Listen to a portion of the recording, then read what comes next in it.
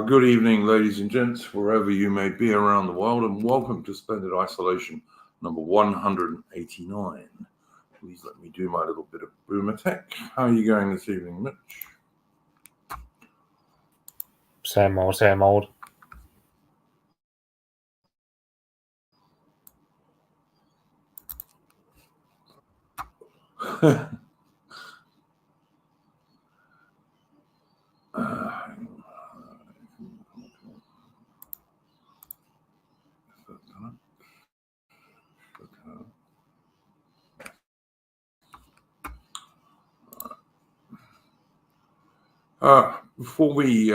Before we go any further, just to remind people that at the top of the chat you will find entropy. So if you want to support the channel, or if you want to ask any super chat questions,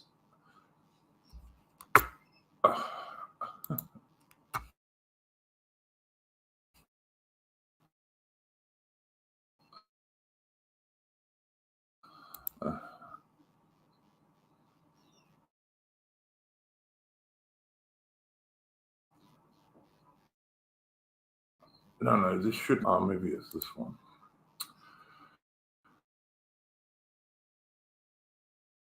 I think I've sorted it now. But yeah, I was just saying at the top of the channel, there is a pinned link to Entropy, and there you may send super chat questions if you want to ask anything, and they will be answered at the end of the stream. Or you can just send a donation if you want to support the channel. Apart from that, did you have a first subject you wanted to bring up this evening, Mitch? But there's the obvious news about America, but like I'll divert from that to Are you talking about the pets and all that sort of stuff, Mitch? Yeah, but I just thought I might as well get talking about this if you can see it. For sure, for sure.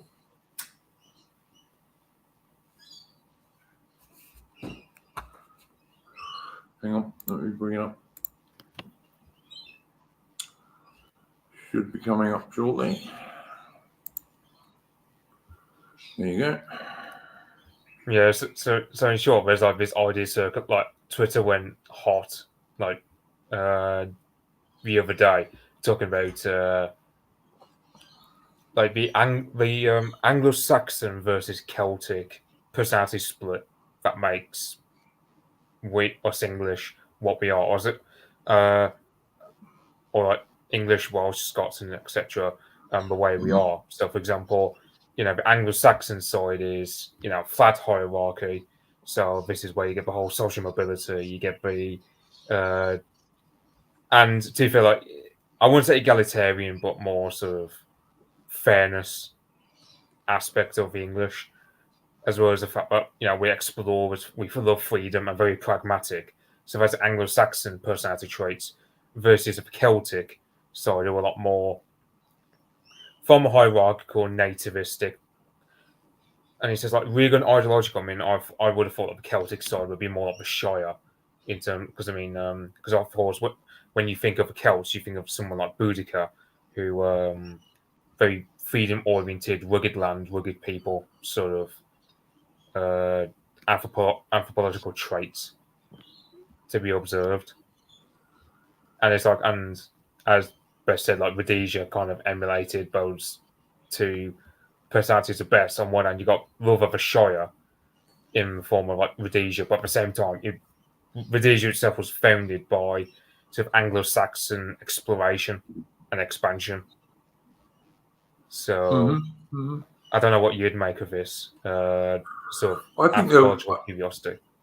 I think there were some Celts involved in the founding of Rhodesia as well, obviously. Very difficult to go anywhere in the British Empire and not find some Scotsmen, for example. And obviously, some lowland Scots are, of course, of Anglo-Saxon heritage mostly, or Anglo-Saxon and Danish anyway. But whereas the Highland Scots tend to be more Celtic. But yeah, I look broadly. I don't disagree with you, but I also think there's been quite an intermixing of Anglo-Saxon and Celtic people over the centuries. Yeah, I think that the only reason I dislike the term Anglo-Saxon is because, I mean, Anglo-Celtic, I should say, is because sure, yeah, it applies to somewhere like Canada, Australia, New Zealand, where those countries were founded by Anglo-Saxons and Celts, like Scots and Welsh and Irish mixing. The only reason I don't like the term being used in reference to Great Britain is just because, well, the Anglo-Saxons are separate from the Celts. Like England is separate from Wales and Scotland for a reason, whereas let's say somewhere like Australia, well, there's no distinction to be made between an Englishman and an Irishman there. They're all melded into one. Not to get into the whole, to some degree, not totally, but to some degree. Well, I don't want to get into the whole melting pot of rhetoric, which some people on the left do, but you get the point. Oh, look, I'll be honest, Mitch. When I'm saying Anglo-Celtic, it's shorthand for Anglo-Saxon Celtic, because I just don't want to write out Anglo-Saxon Celtic every time I write it out. But it basically just means to me, it just means the indigenous people of the British Isles. Yeah, because I mean, I know that in Australia they use the term Anglo-Celtic in reference to the. I might as well just say indigenous because that's fate. I mean, the Aboriginals didn't really build anything. It was the whites, or the Anglo-Saxon or I should say Anglo-Celtic building stock who actually built up Australia to what it is now. I don't know if this is going to happen, but there have been rumours for some time in Australia that Melbourne is going to get renamed to some Aboriginal name.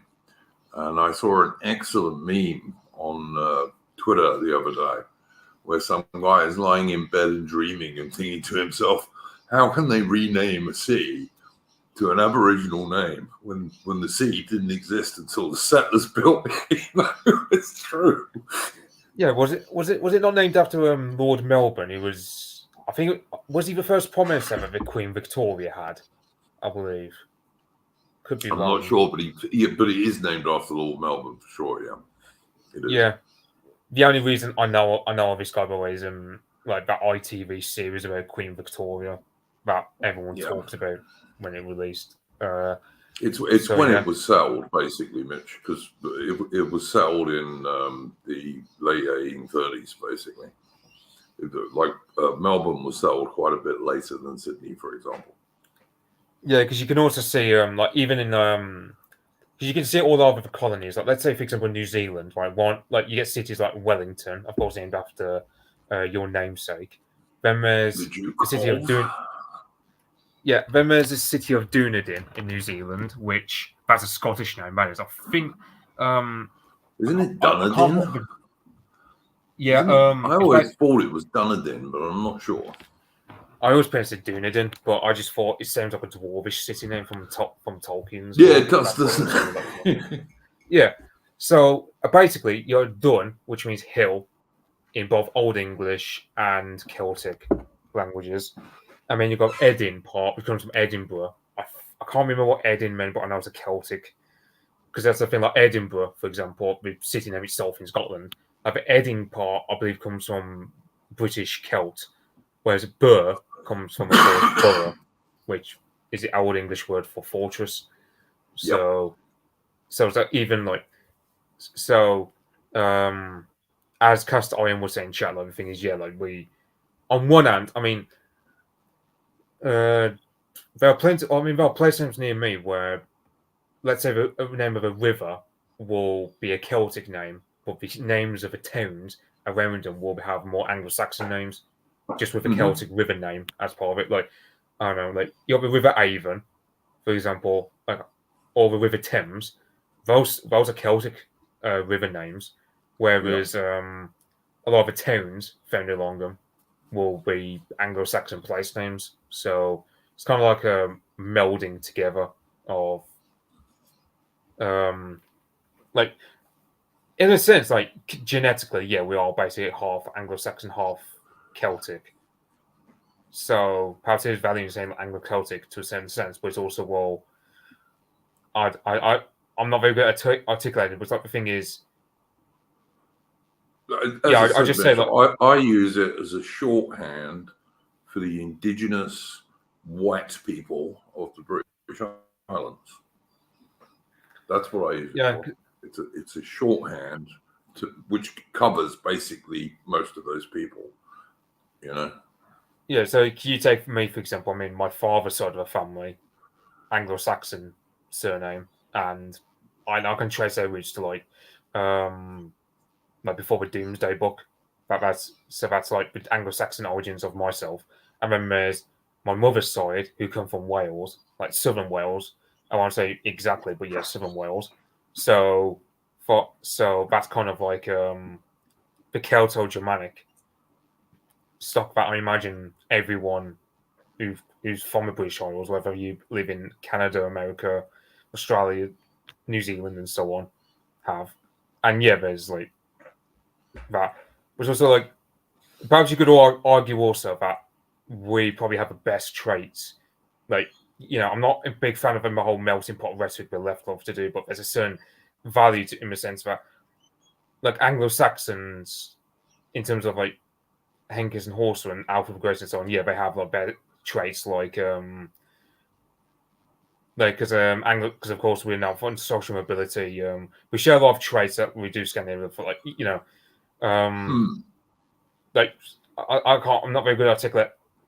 I don't know what word would best describe, but you get the sense like we Anglo-Saxons have a strong sense of exploration, wanting to discover new worlds, and so on. I mean, you get the Celtic side where is that because some people who are more ignorant of the Celts thinking that before the Romans came along, the Celts were all just just dumb forest apes scratching a living and didn't have any industry or anything. Not true at all. No. No, because in both Gaul, or France, as well as Britain, there was a lot of industry. You could argue the Industrial Revolution was always going to happen in Britain first, or perhaps it would have happened in Belgium just because of a Celtic heritage we have. Because the Celts were very industrial. I mean, for example, our word iron, the way we pronounce it is very close to the Welsh way of saying it, iron. So, like, no matter where the word comes from, the word iron comes from Celtic. So the Celts have always been known since ancient times as very industrious, hard-working metal workers. I think it's true to say that the ancient Greeks and even the ancient Phoenicians used to go to Cornwall for tin, for example, like long before the Romans. Yeah, and it's I mean, yeah, and I know. So the Romans and Latins had two names for the Celts, which is either Prytani, which means the painted ones, which is where the word Britain comes from, or they called it the Celtoi, but Celtoi means the tall ones. And you know, you look at Roman sources where basically they'll say the Celts and Germanics, including the Angles, the Saxons, the Jutes, and so on. They look so similar in terms of a sort of, you know, rugged look, similar items of clothing, similar items of metalwork, and similar material cultures like clasps and brooches and so on. Perhaps more brooches in Celtic, but anyway, yeah, the whole point is the Romans, they could judge that the likes of the Anglo-Saxons and the Celts had very similar origins, of course, because the Celts came, because both Anglo-Saxons and Celts, they're both descended from Beaker folk, then the Rhine River. It's just the Celts happened to be on one side of the Rhine River, and the Anglo-Saxons happened to be on the other side. That's probably the best way to explain genetic differences between, let's say, an average Germanic and an average Celt. And even they intermixed along the Rhine, didn't they, Mitch? Yeah, you have a Belgian tribe. Even before Roman times, there were Germanic people who crossed over and were living basically in Celtic areas, but and even sometimes spoke a similar language, because they, as you say, they were very closely related in any case. Yeah, I mean, you can tell like there's quite a few Celtic, like old Celtic words that they were in Old English and thus in the other Germanic languages, like words to do with metalworking. For example, that's one commonality that Celtic languages like Proto-Germanic borrowed a lot of Celtic words relating to metalworking, so that kind of sets a tone of, oh yeah, the Celts were always known for industry, not just among the Proto-Germanics, but also among the Romans, who, like the Romans, I believe, were inspired by Celtic armor. I believe like chainmail, for example, was invented by the Celts. So you generally get the gist of that. Yeah, and yeah. The Romans copied loads of stuff. I mean, like their swords were copied off the Spanish. I think their helmets were basically Gallic for the most part. Like what we think of as a typical ancient Roman helmet, it was originally a sort of a Gallic design. Yeah, I know. That's one thing. I think the shields as well were also designed very much like how Brennus's Celts would have looked when they rampaged through Rome back in, what was it, 300 BC or something? I can't remember which. But yeah, those Celts, when they ravaged through Europe and settled all over, like Turkey, Western Ukraine, Northern Spain, etc. So like the Romans also respected the Celts a lot. It's like yeah, they had quite advanced sort of artistic things in terms of like brooches and shield decoration and all this kind of stuff. It certainly wasn't simple at all. Yeah, I mean, yeah, because apparently, I think it was someone like Carl Benjamin on his History Epochs channel or someone like History Pro. I can't remember, but they were reviewing like Tacitus, and I was saying like, because the thing was, when the Romans came across the Celts, the Romans, when they conquered Gaul under Julius Caesar, they were keen to perhaps assimilate, but just fit in with the Roman Empire because they had a lot of respect for the Celtic metalworking. That's also another reason why they conquered us under Claudius a couple of 100 years later, because also we were known for metalworking over here, as well as the Druids, of course, who are a pestilence in the eyes of the Romans, dealing with occupying Gaul. But yeah, and there was plenty of iron in Britain, and obviously, as we were just saying, there was also tin deposits as well. So yeah. Whereas the Germanics, I think Tacitus said best. Like he said, like who from a land like Syria or Africa or Spain or Italy would move over to Germany? Like when he was writing like 2,000 years ago, and you generally get the gist that on one end, like because Germany was kind of like East Anglia, like swampy forest, ideal for guerrilla warfare, the kind of warfare that Romans hate to fight. And that's the thing, like by all rights, let's say the Celts fought like the Germanic tribes did, Boudicca would have won, but she decided to take against the Romans in a full-pitched battle, and the rest is history. So Richard Phillips and Jesse Iron was everywhere. I mean, the Celts were known for metalworking, as we said, like so. The Romans were keen not just to take the material deposits themselves, but also to take the people, because at the end of the day, for example, I don't know if it was over here or in Gaul that chainmail was invented, because this idea of naked warriors, for example, apparently that our Celtic forebears love to fight naked. I mean, that's probably more of a myth. Yeah, certainly not the chiefs and the richer warriors. They certainly didn't. They had and everyone who could afford it had a helmet of some description, because it's the first thing you buy if you're fighting in hand-to-hand combat is a helmet. It's like.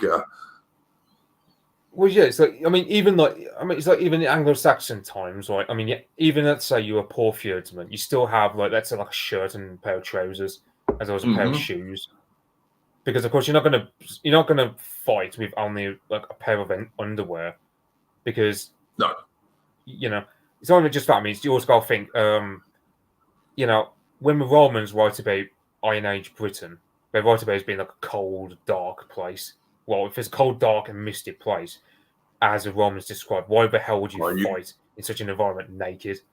Yeah, I do believe, Mitch, that there were Celtic people, and probably including some Britons, who did that kind of as a like a dare thing, if you like. It was showing how masculine you were. You didn't need armor. But they were never a majority of the people, obviously. Well, I mean, I can imagine, let's say, the Celts you'd have in like northern Italy, because perhaps some battles, perhaps it was on a hot sunny day, and you might just feel like two reasons of, oh well, you want to show off your tattoos, well, because that's one thing the Celts were known for, hence their name, the Britanni, the painted ones, tattoos. But also, yeah, probably the clothes they were wearing weren't suitable. It's like the word trousers, for example, comes from Scots Gaelic, I believe. So even something I like think basic. It does. I'm not the lingo expert that you are, Mitch, but I do. Yeah, I think that is pretty much a Celtic type word. Yeah. Yeah. So that's one thing to note, is like even like English, where this is one thing people focus on, like, oh, the Celts didn't massively influence English so much, and I go, yeah, that's true for most part, but you notice like some old words related to items of clothing and metalworking. A lot of them are Celtic words, so you generally get the sense of that for Celts.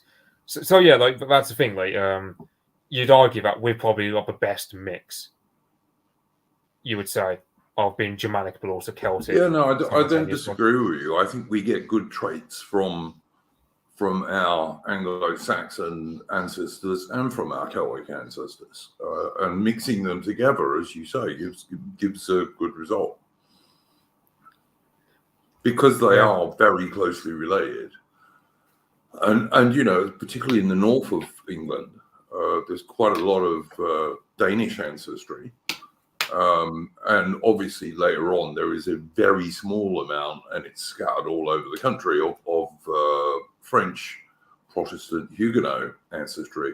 And even not your favorites, Mitch, the Normans, even the Normans, who of course originally were Northmen themselves. Again, all of those people are very closely related genetically.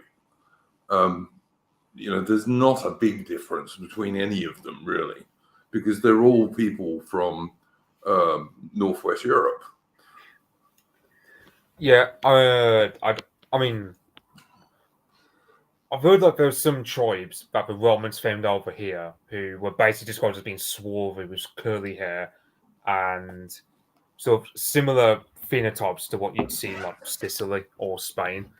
I think like the Silures of South Wales, and I go, yeah, there's because in the Victorian era, you generally had this whole idea that the Anglo-Saxons brought over, like, because we're known for like pale skin over here in England, whereas it's reckoned that when like the Iron Age Britons, based on stereotypes as being like darker skinned, swarthy, curly haired, and whatnot, and I go, I wonder how true that is, because you do get some people who are like that in Wales and Southwest. Bits of Cornwall, yeah, for sure you do. Yeah, you certainly do. Yeah, which then begs the question: where does that come from? Because I mean, let's say for argument's sake, a Mediterranean population.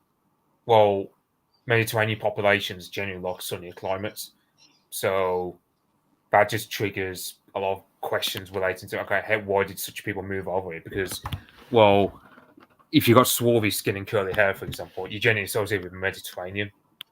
It was all, yeah, but also mentioned, don't forget, the climate was a bit warmer in Britain in the pre-Roman and Roman times. Like you could quite easily have vineyards in England in the Roman era, and there were quite a lot of vineyards associated with Roman villas and so on, because the climate was rather warmer than it is now, despite what we're told about global warming all the time. Well, it's like, I've heard apparently if global warming carries the way it is, then you could go down to Wessex and open up like a vineyard and just grow British wine. And I'm sort of thinking, is that meant to tell me global warming's bad? I mean, some people want to say exactly. Exactly. Yeah. And it's well known, Mitch, that in the Roman era, the Brits were able to grow quite acceptable grapes for wine, which you couldn't do now because it's not warm enough. Yeah, and it's like I don't know, I think David probably says it best in Joe with all those skins for no ancestor because we work indoors. I mean, it's like is it Crete or Mycenae or somewhere in Greece where the artwork shows the men as all being tanned, whereas the women are all pale because they all stay indoors.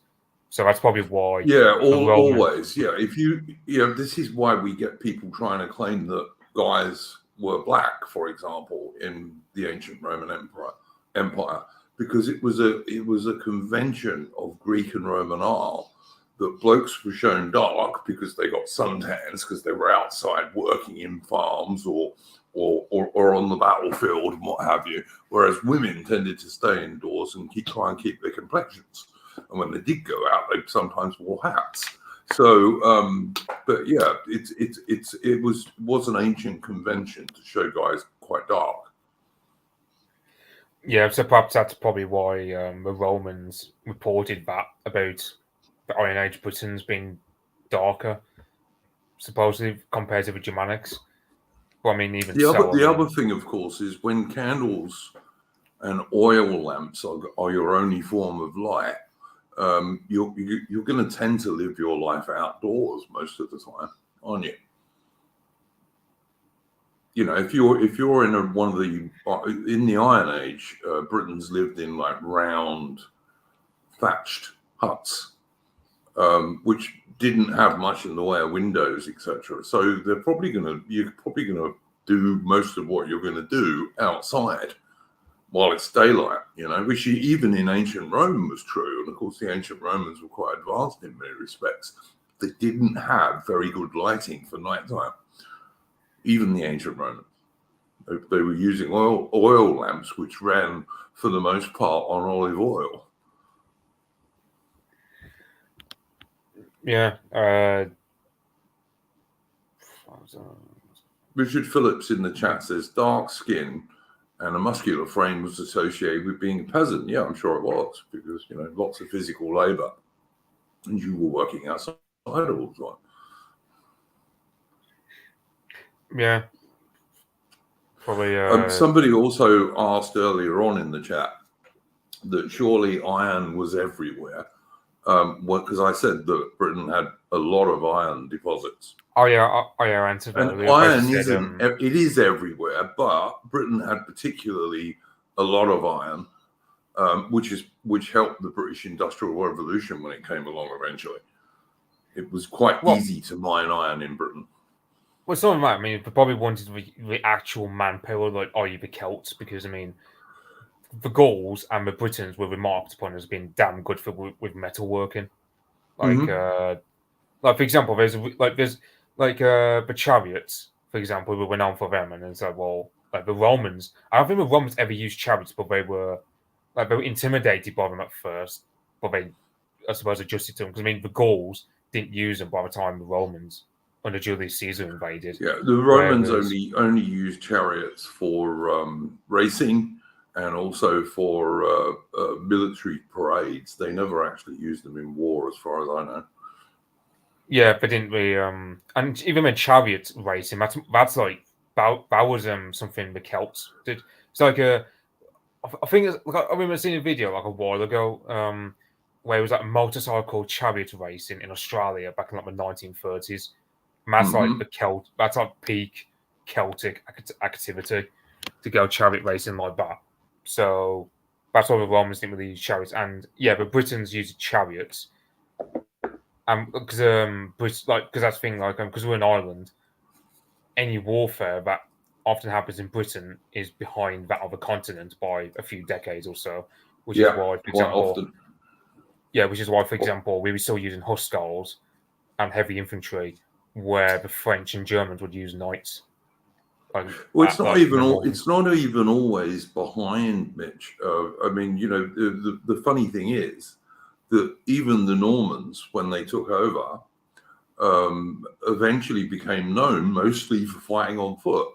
If you look at the English armies in the 100 Years' War, I mean, everyone obviously knows about the English longbowmen and all that kind of stuff, but the English knights mostly fought on foot, and their armor was optimized to fight on foot.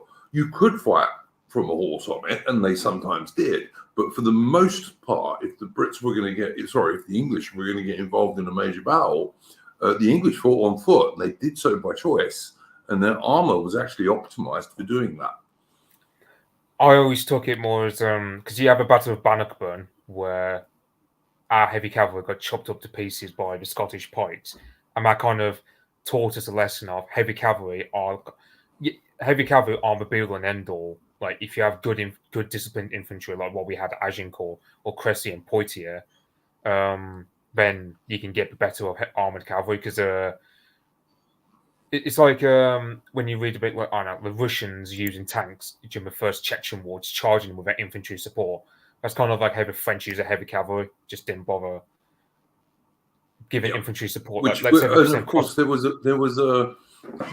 a thing called the infantry revolution, which was happening in the 1300s and the 1400s in various places. I mean, you had people like the Swiss pikemen, for example. Obviously, you had the English longbowmen, but you also had English knights fighting on foot. And you're quite right, Mitch, that the Scottish skilled troons, I think they were called, the blocks of Scottish pikemen, were able to beat unsupported heavy cavalry. Where the skilled troons didn't do so well is if the English coordinated their archers, because they didn't have much of a defense against arrows. Well, yeah, that's the main problem. It's like I think it was Battle of Falkirk where you had William Wallace, who had his I think the Scots call them hedgehogs, but everyone else called them shiltrons. I can't remember. Yeah, that's right.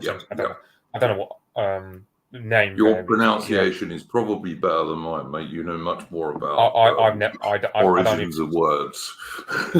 I'm assuming it's been a shiltrons. Probably, I'm assuming it's a German word or something. But yeah, like Scots call them hedgehogs because of.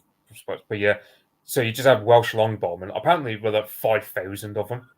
So yeah, imagine 5,000 Welsh longbowmen just aiming almost like point blank at Scottish pike walls. Yeah, and they couldn't carry a shield, and the Scottish pikemen couldn't carry a shield, so they had so unless they had good armor, and most of them couldn't afford good armor, they were very vulnerable to those guys. Yeah, and we kind of learned from our lesson. By the time Edward III gets to invading France, where like the Battle of Cressy, where I think it was at the top of a slope, I believe, he had stakes, his longbowmen, and also good armoured knights, which is just blunted the French cavalry charge. And this is one thing the French are known for, is just using their heavy cavalry just unsupported and just having a disregard for like crossbowmen. Because I think it was Cressy or Agincourt where the crossbowmen they hired from Italy didn't have any shields with them, so they just got picked off by archers. They had a big shield called a parvaise, which you could actually hide behind while you were reloading the crossbow, which took a lot longer to reload than a longbow. And they didn't take them with them; they left them on the baggage wagons. So that was a bit of a mistake. Yeah, but if you look at the big battles of the 100 Years' War, at Cressy, the French fought totally mounted. At Poitiers, the French fought mostly on foot, but with quite a lot of cavalry. But by the time you get to Agincourt in 1415, only small contingents of the French were mounted, because they just realized this ain't going to work against an English army, because the horses were too vulnerable. You know, even if you couldn't kill the armored knight or man at arms on the horse, you could kill the horse or wound it badly enough that it'd go crazy. Yeah, and it's I mean the French do that folly not just against us, but also did against the Turks at Nicopolis, where because I think it was because Battle of Nicopolis was lost literally just because of French. Because this is one common trait with the French, it's that they're just very proud people. They don't like taking orders from others, and they'll just charge of their own accord without any support from anyone else. And so, at the Battle of Nicopolis, for example, they just get carved to pieces by the Turks. And then Sigismund of Hungary just ends up your armored cavalry charge was quite powerful, but it had to be properly coordinated.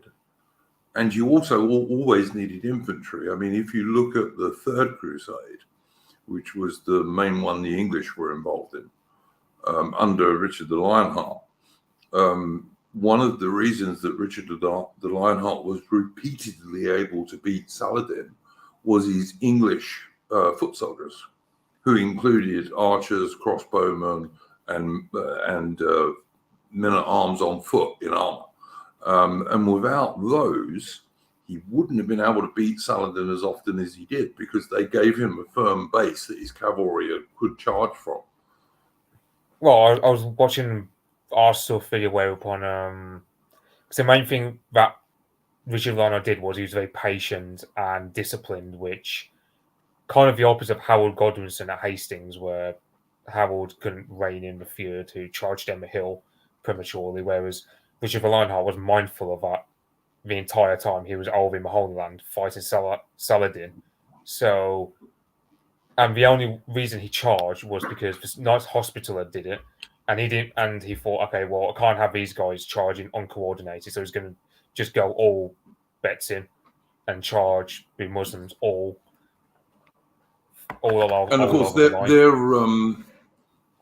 the Saladin's cavalry and infantry were mostly not as well armored as the Europeans were. Yeah, because a lot of them were horse archers. Lighter.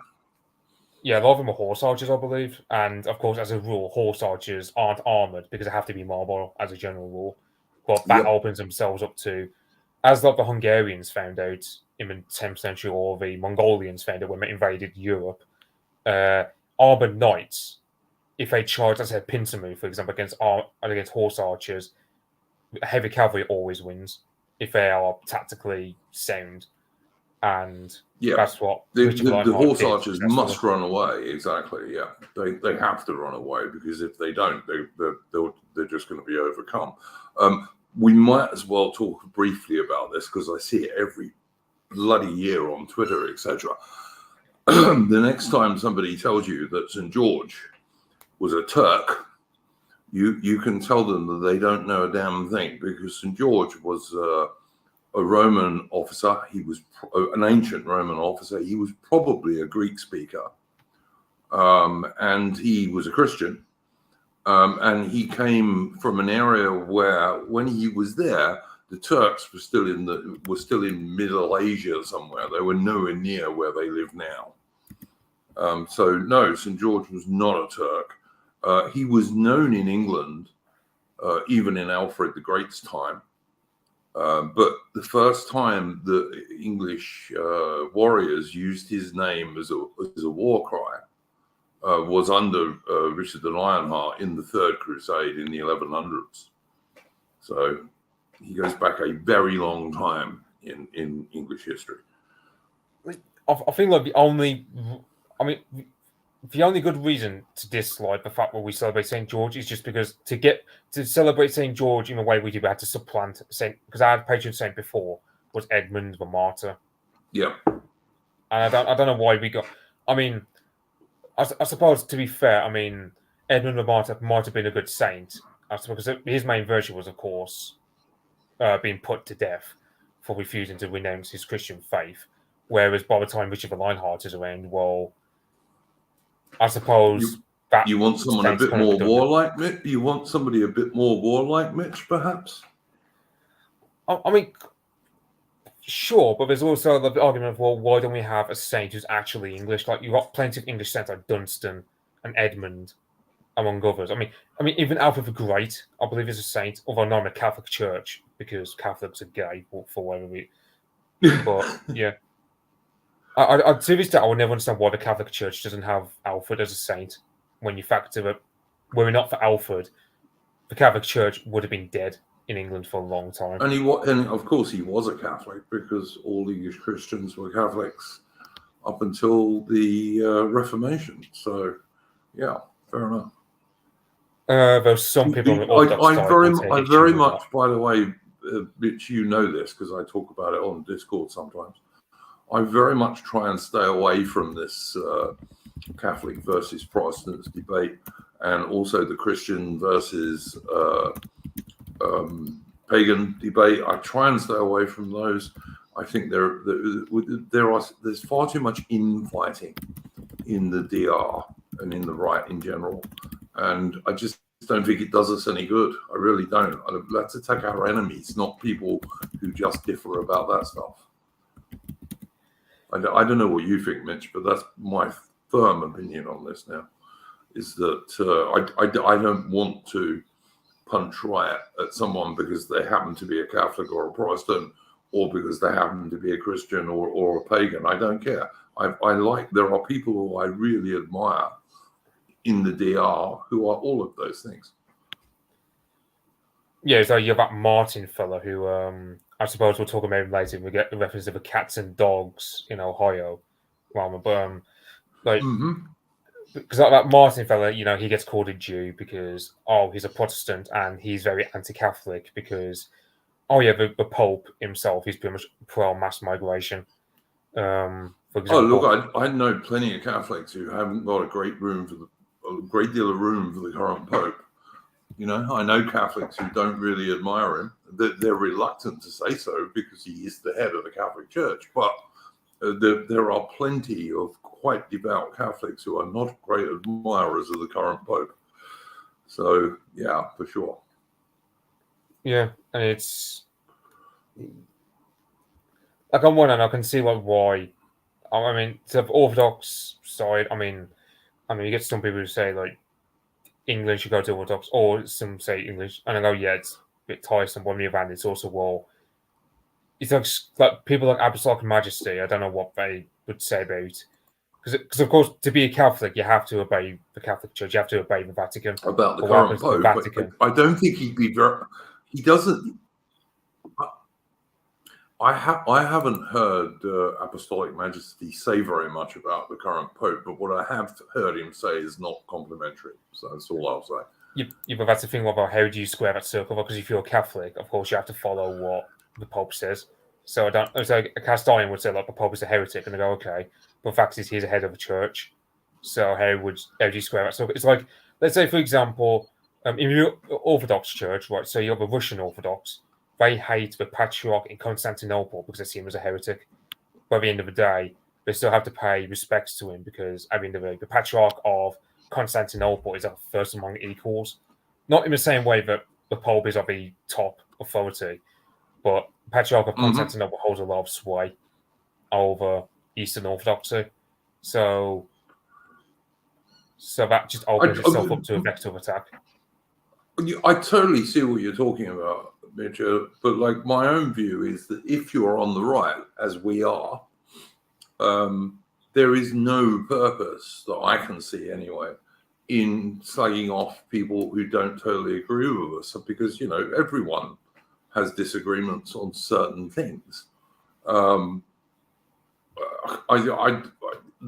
my view. I just think we have enough enemies, and we shouldn't help them by getting into these arguments amongst ourselves. I don't think it does us any good. It only helps the left. Yeah, just to answer what someone said in chat. St. George was a Greek. He was an Anatolian Greek. So absolutely, yes, and he was an ancient Roman. He would have called himself a Roman because that's what the Greek-speaking part of the Roman Empire, they always called themselves Romans. Even like the Byzantians still called themselves Romans because they were basically. They just spoke Greek. It's like so I don't know what area of Anatolia comes from precisely, but perhaps like Pontic Greek, which basically like the Greeks you get in like Eastern Ukraine, those kind of Greeks. So St. George will look like one of them. It would not look like however. It's like I think one of the first Christian bishops to come over to England in order to convert us after the Augustine mission or Gregorian mission, whatever it was. One of those bishops was an Anatolian. And you'll see some leftists go like, oh, well, you had Anatolians, therefore this is why you should have Sub-Saharans in Last Kingdom TV series or whatever. I'm sort of thinking, well, Anatolians aren't black. They're not Sub-Saharan. Of course they're not. No. It's like, for example, the average Greek fella living in Thessalonica or Athens or whatever, that no one would characterize them as like being sub-Saharan black, or I mean they're widely accepted as European. Anatolia is no different to that remark, because I mean even like Anatolia under the Eastern Roman Empire was basically genetically the same as like Athens or Thessalonica or just like most of Greece. Sorry to interrupt you just a second, Mitch. I have to, because Tricky Woo in the chat is saying, "Is AM a lefty?" No, that's not. No. He's not a lefty no, he's at a all. Catholic monarchist. Yeah, he's a Catholic monarchist, absolutely. But his ideal the person who was, I think the person who Tricky Woo was listening to in the chat was actually talking about the current Pope, not AM. So yeah. Well, yeah, the Pope's Argentine as well, so he's got that going against him as well. So what's there to be said? So yeah, I think he was. I think the person Tricky Woo was answering in the chat wasn't talking about apostolic majesty. He was talking about the current Pope. So, but yeah, but I mean, yes. you know, the Greeks were still in that part of the world until just after the First World War, Mitch. The Turks only moved the Greeks out of that part of the world after World War One. Well, yeah, it's like Turks on the western side of the country are basically genetically European, like they're genetically basically the same as what you'll find in Athens. So, like even when with the Turks, I mean, yeah, suppose you go to the east of Anatolia, that area pretty much went demographic replacement. So even let's say where St. George was born, oh yeah, nowadays it's basically brown, Kurdish, whatever. But 1,000 years ago, what was it, 2,000 years ago when St. George was born? Or nine upon that? It basically would have been racially European. Oh yeah. Perhaps there'd be some slight, and perhaps the most non-white you get is like Persian or something, but even then, nothing like sub-Saharan or nothing like. You can go right back to the Persian invasion of Greece. You know, when you had the 300 Spartans fighting in Thermopylae, and the big Athenian naval victories and what have you. Even back then, the coastal seas in that part of the world were Greek. And in fact, it was a rebellion by those Greek cities which sparked the Persian invasion of Greece, because Athens supported them. Yeah, and it's it's like even the Turks themselves. I mean, the Turks were Battle of Manzikert, which was like 1071. So that's well over that's like 1,000 years after St. George was even born. So it's also just historically incorrect to even say he's a Turk anyway, because I mean, of course, the average shit libel go like, because the whole part. It's about, he was born in modern day Turkey, therefore he must be Turk. And that's like saying Boudicca's English because she happened to be born within the territory of England, even though English didn't exist. After she was born. The Turks as a people were still in Central Asia when St. George was around. They were a long, long way from what is modern day Turkey. Yeah. Which is a country they took over much later. Much later. I suppose we're better talking about the dark topic of what's going on in Ohio. I do want to talk about that. I'm actually going to put that, I haven't done it yet, but I'm going to put that meme you put up in the Discord. I'm going to stick that on Twitter after we finish. I haven't done it yet, but I will, because it was good. I like all the memes of Donald Trump saving cats and puppies and stuff like this. Yeah, it's like I've been hearing him in debate saying like they're eating my cats and dogs, and I'm sort of thinking it's one of those things where he's correct in saying it and correct in putting attention to it. I just don't know how effective it's going to be, because of course it opens itself very easily to some dishonest people going, he's just speaking like a loon, he's speaking like a crazy man. I go, well, he's not wrong though. There's literal photos and video evidence of there's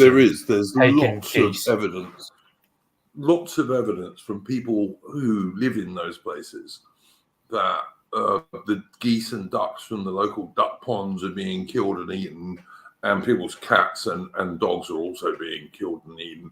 There's lots of evidence of it, and the fact checkers in that debate were simply lying, basically.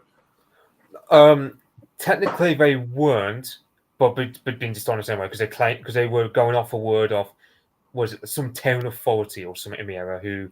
Yeah, it was some local mayor or something, but apparently he's a shit lib in any case, and quite a well-known shit lib. Yeah, it's like asking the regional manager of the Soviet Union how good industrial production is. And it's like, well, of course he's going to say it's good. So, yeah, and yep.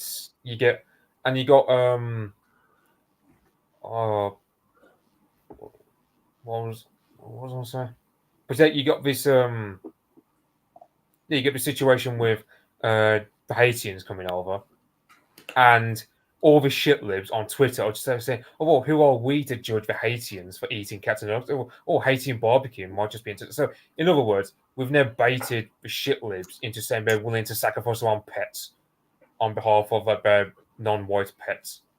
I've heard people even comparing it to hunters. Yeah. And I actually did a post about this on Twitter. I said, look, guys, if you're killing geese and ducks from a duck pond where people probably every day take their little kids to go and feed the ducks, yeah, so they're tame, or you're killing like cats and dogs who expect humans to treat them kindly because that's what happens to the vast majority of pets, that is not fucking hunting, guys. I'm sorry, it's not. Yeah, it's one of the things where I know some people on our side on Twitter are saying like, "Oh, Trump shouldn't talk about it in the way he does because oh no, he'll come across as a loon." And I'm sort of thinking, well, it doesn't matter which way he says it in this context because they'll just. What is it like? You see these people over Twitter just like saying, "Oh well, I don't mind the Haitians barbecuing cats and dogs because it might just taste nice or whatever." And I'm thinking to myself, "Are you?" Like there's nothing like they're willing to sacrifice their own children, like Molly Tippett's father when his daughter got killed by an illegal Mexican, and then they're willing to let their cats and dogs get eaten by Haitians because they just can't stop simping for all the non-whites. I listened to one of the good American lads who's in the Old Glory Club because I listen to their podcasts. They're usually quite entertaining. And one of them was saying on there, the thing about Haiti is it's a place cursed. Because I don't know, I spoke to an American girl that I know, and she certainly didn't know this, that Haiti became infamous in the early 19th century because late 18th and early 19th century, because they literally tortured, raped, and murdered every French man, woman, child, and baby on the island. Every single one of them. And apparently it's part of Haitian myth that the whole country is cursed because of what they did. Yeah, it's yeah, because I think it was what slave revolt was it? Because I know there was slave revolts in early 19th century, like well before the Civil War in America, where whenever there was a slave revolt, the Southerners would just crush it very harshly for good reason because they feared what happened. Yeah, they treated with it with means that we would find harsh today, but they felt necessary to do because, well, I mean, if someone like Nat Turner in 1831 was able to run amok, then how many Southerners, like how many women and children would suffer from the hands of the slaves who rebelled? So, like that's I don't know if you come across that on Twitter. Like you get these like American shit libs who will just go, well, yeah, you get people who say like, oh, brutality by Southerners against blacks. And so, well, okay, what happened in Haiti? And they'll just claim it's some sort of like base communist revolution, blah blah blah. Yeah, no, it's even a Haitian myth, and I use the word myth as in terms of like founding mythos of a country. that Haiti was actually cursed because of the vile cruelty of the killing of the French there. And people will know I'm no great fan of the French, but nonetheless, it's true. To answer Tom Rogers, the thing about Europeans is we were hunter-gatherers, and part of our hunter-gatherer phase was we domesticated the likes of, we domesticated dogs, for example, because they were damn good helpers with. Yeah, I was just going to say that, Mitchell, because I'm reading Richard Phillips' comments in the chat, and I don't agree with him, actually, because you're quite right. Very early on in British history, people were domesticating dogs, etc., because they helped them to hunt. So they helped stop things like famines. There was a reason why dogs became man's best friend. And ditto with the horse. The horse was incredibly useful if you were trying to hunt and all this kind of stuff. Yeah, it's like on a continent, I don't know how they can eat horse. I mean, I suppose like in countries like Germany and France, they eat horses because they've always had it plentiful. Whereas over here, horses have been more rarer. I don't know if that would be true, but certainly more treasured. And that's why we don't eat them. It's like, for example, the Kentish flag has its roots in Hengist and Horsa. Hengist and Horsa, in terms of their names, literally stallion and horse. It's like the founding fathers of England have the horse as their names. That's how sacred the horse is in England. I imagine to all Brits. Well, I mean, always look at the there's the very ancient. I mean, there's more modern ones, but there's also a very ancient white horse on a hillside in England, very old. Yeah, that's Kentish. For centuries. Yeah, that's Kent. Like the Hengist and Horsa. Like that's how long it's been there. So like, and it's the same. And it's like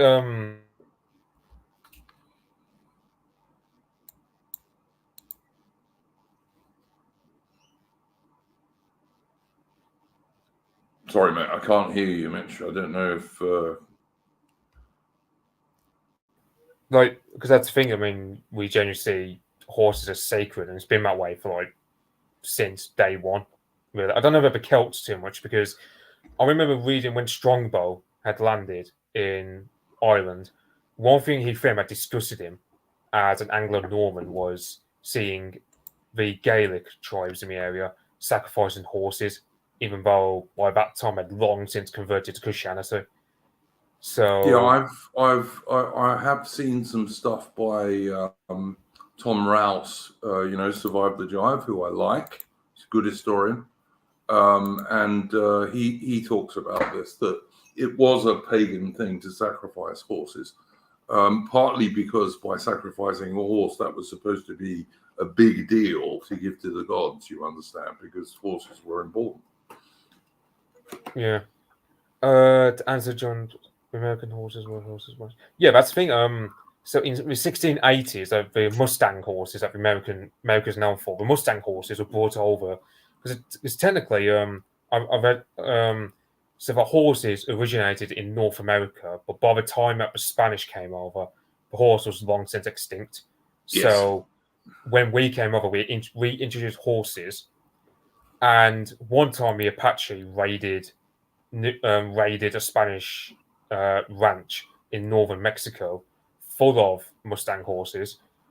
That then resulted that some of the horses ended up being captured by the Comanche tribe in the Rocky Mountains, and that's how the Comanche became so damn good at. And all of the famous North American Indians, the Native Americans, whatever you want to call them, all of those guys, they got their horses from the Spanish, ultimately, and gradually became a horse culture.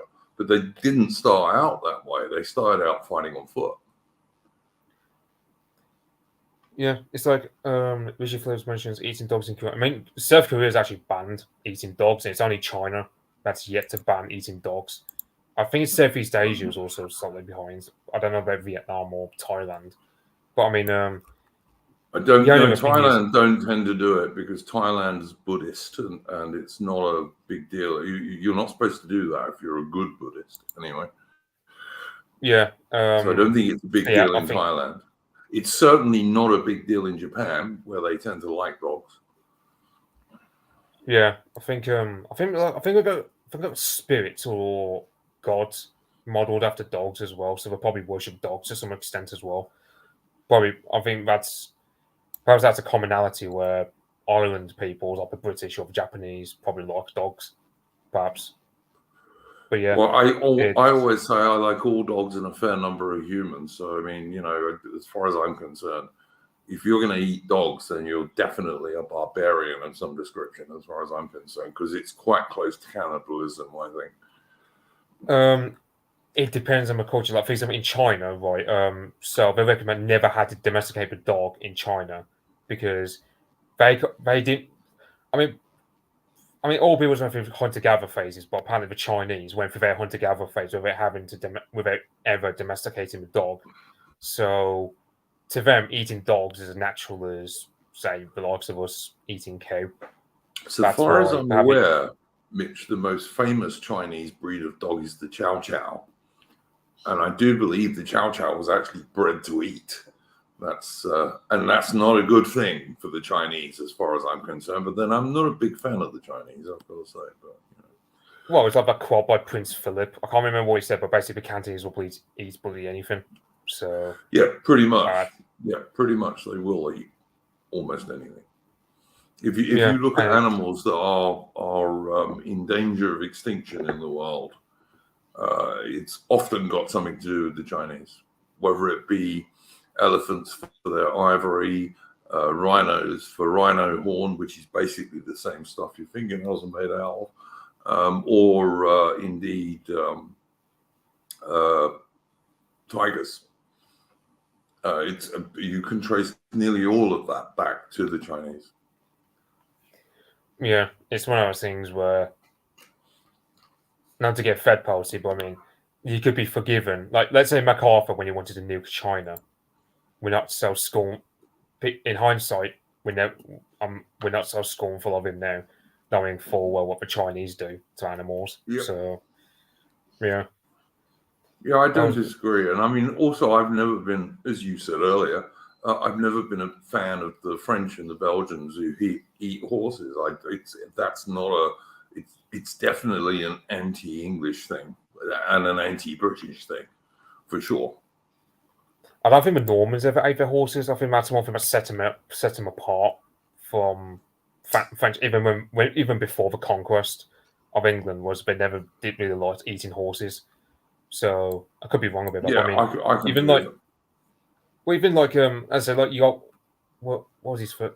Was it Will? I can't remember. I keep mixing his name. I think his name was William de Clare or Strongbow, as we all know, who invaded Ireland. And I said, yeah, like when he came across the Irish still sacrificing horses, like that.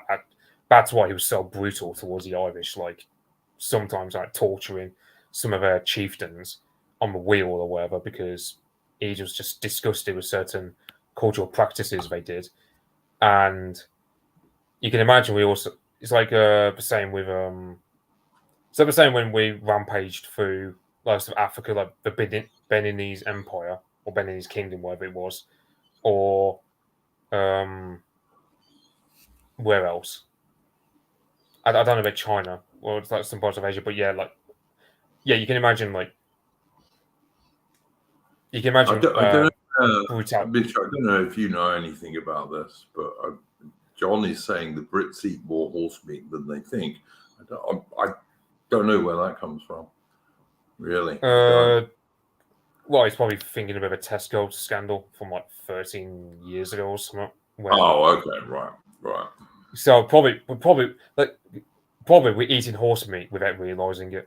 I think he's wise. I can believe it in some of these like pre-prepared foreign meals, as Richard Phillips is saying in the chat. That could be true, I dare say. But in general terms, trying to feed the Brits horse meat would be a major mistake for most companies, because people just won't eat it if they know what it is. Yeah, but then again, I remember in the 1980s, because I'm an old bastard, there was a scandal that like teenage girls' ponies and stuff were getting flogged to the French and the Belgians, who were then turning them into horsemen.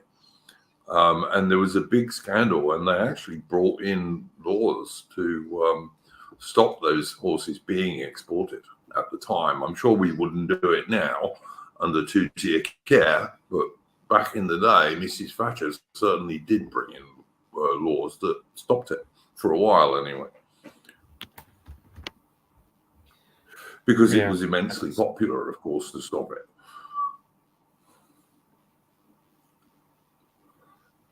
Yeah. But yeah, in general terms, it's not a Anglo-Celtic thing, and it's not even mostly a European thing to eat dogs and cats. You know, it's just not. No, I don't think. I mean, to be fair, Europeans, by and large, they don't like eating dogs because, of course, we all share the same cultural trait of having domesticated dogs to deal with Ice Age and so on. I think with cats as well, but that was because cats, as like the Royal Navy, for example, used to employ cats. I don't know if they still do, but like for ships, they like used to keep rats down and stuff. They also used to employ dogs for the same purpose as well, like little terriers and so on. They actually found when they got the Mary Rose up, you know, Henry VIII's flagship, there was a little terrier dog on that ship who sadly died. He was specifically there to keep the rats in check because little terriers are good at that stuff. Yeah, and it's like I saw something on Twitter where it said like so it's like dogs are the kinds of pets that you have. Like that are like a man's pet, like a regular man's pet, like whether you're like a soldier or just a regular man in general. Whereas the high IQ men have cats for pets, which begs the question: what happens for those who like both dogs and cats? Because I mean, I'd never be cruel to a cat. I do, like, I'm a dog person, absolutely, but I'd never be nasty to a cat. And like, I've had cats mostly because the woman I've been with has had a cat, you know, or maybe even two occasionally. But I'd never be cruel to a cat. I don't like them as much as dogs, but you know, they're all right. Well, I mean, I certainly wouldn't eat them. Put it that way. Well, yeah, but other branches into the point of like the Haitians and the sub-Saharans never really had to domesticate animals because, well, I just probably they just went through a hunter-gatherer phase. I mean, some of them never went through hunter-gatherer phase at all. We had to take them in that phase when we found them. So, well, and I mean, also the Haitians eat like dirt. Oh yeah, mud pie, isn't it? Yeah, they eat those mud pie things. You know, they basically eat anything. So. Customer says dogs are right-wing pet. I mean, you could argue cats are a libertarian pet because cats are very individualistic and very aloof. A lot more. What would be the word? I mean, I think dogs are justifiably. I think dogs are justifiably man's best friend because they just are. You know, they'll help protect your children. They'll help protect your property. You know, 1,000 people can be coming to kill you, and all your friends may desert you, but your dog won't. Yeah, it's like for example, I was reading about so when the Bolshevik Revolution happened, like the Borzoi dog breed was nearly driven to extinction because when the Bolsheviks took over, one thing they did was they literally just killed off so many Borzoi dogs that were nearly driven to extinction. It was only because some of them were evacuated away from Russia into America and Britain that they were able to replenish their numbers. Because the Bolsheviks just had an extensive hatred of the Borzoi dog breed, given how even because it was linked to the aristocracy and so on. Yeah, is that the same with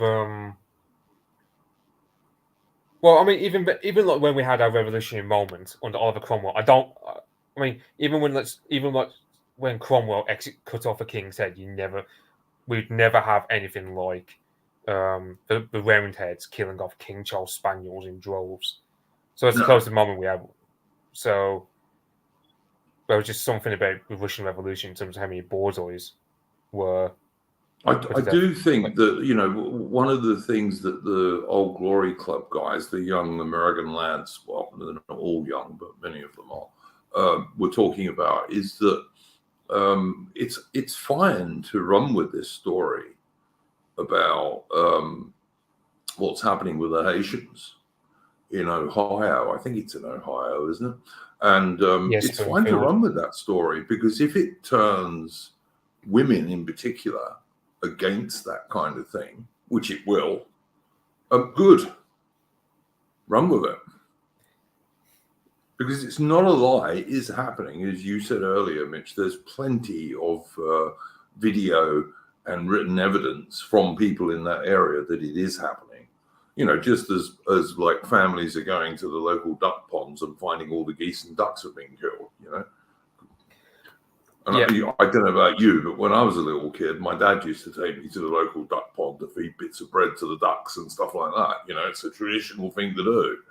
Yeah, the main problem is, and this goes to my cynical outlook, is how many people do you really think will actually bother to look up what's going on in Ohio? How many of them will just, how many people looking at that will just retreat into the calm embrace of the sweet lies that it's not happening, even when there's so much evidence that it is? How many people will just ignore it, even when there's so much evidence? Well, all I can tell you is that I've heard blokes saying they've heard two young girls on a bus or something in America. Like, blokes have been sitting there and listening to a couple of young girls talking, and they've been talking about this. Talking about in it dismissively, or talking talking about it being serious and not a good thing because they like their dogs and cats.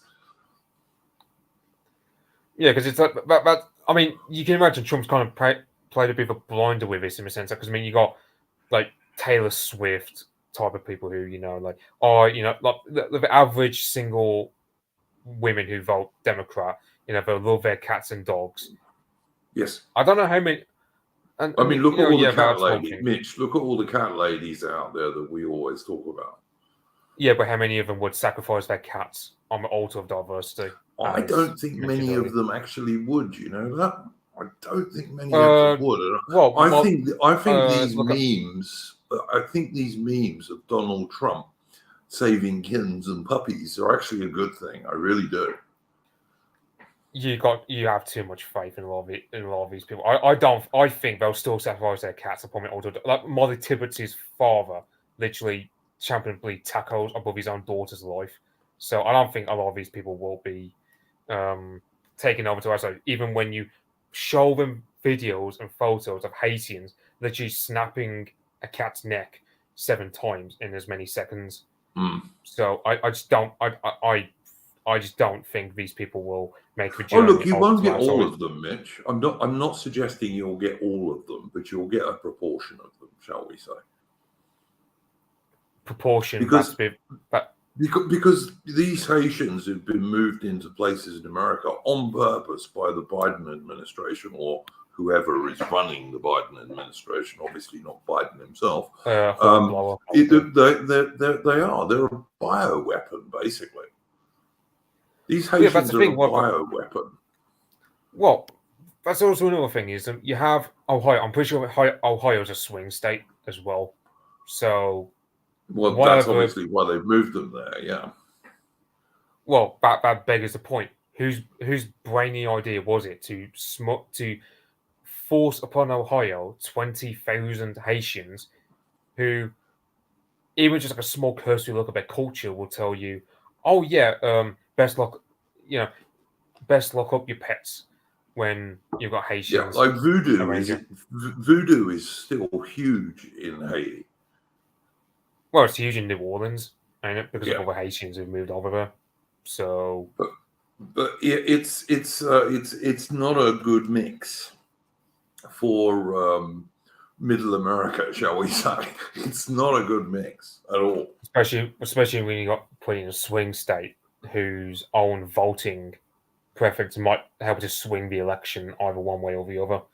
So, well, I know what I'd be doing if I was a heritage American and I lived there. I'd be making damn sure I didn't vote for Kamala Harris. You know, that's what I'd be doing.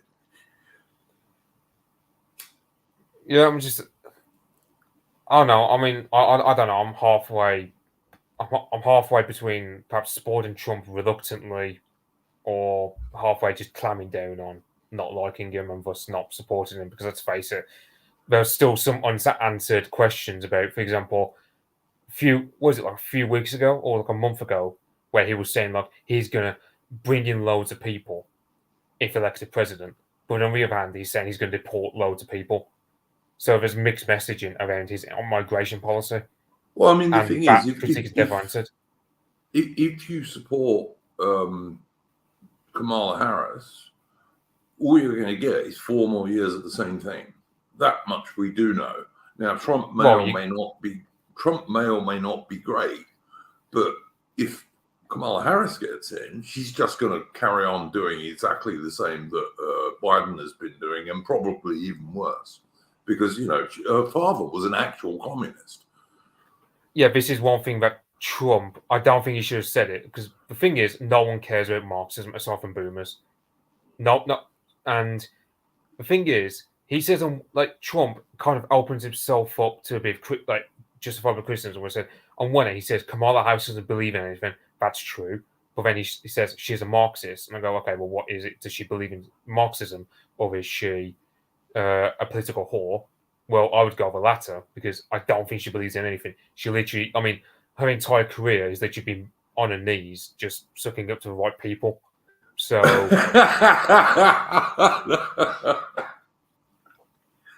she would take one in the face for America, but it wouldn't be a gunshot, that's for sure.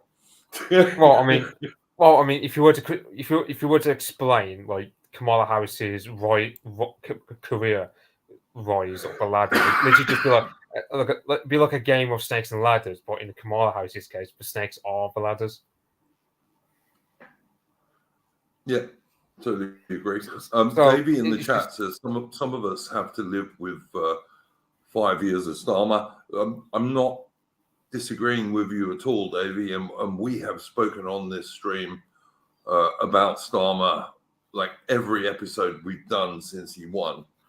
I'm in no way making excuses for two-tier care. Don't worry, mate. I'm not. Sorry, mate. Carry on, mate.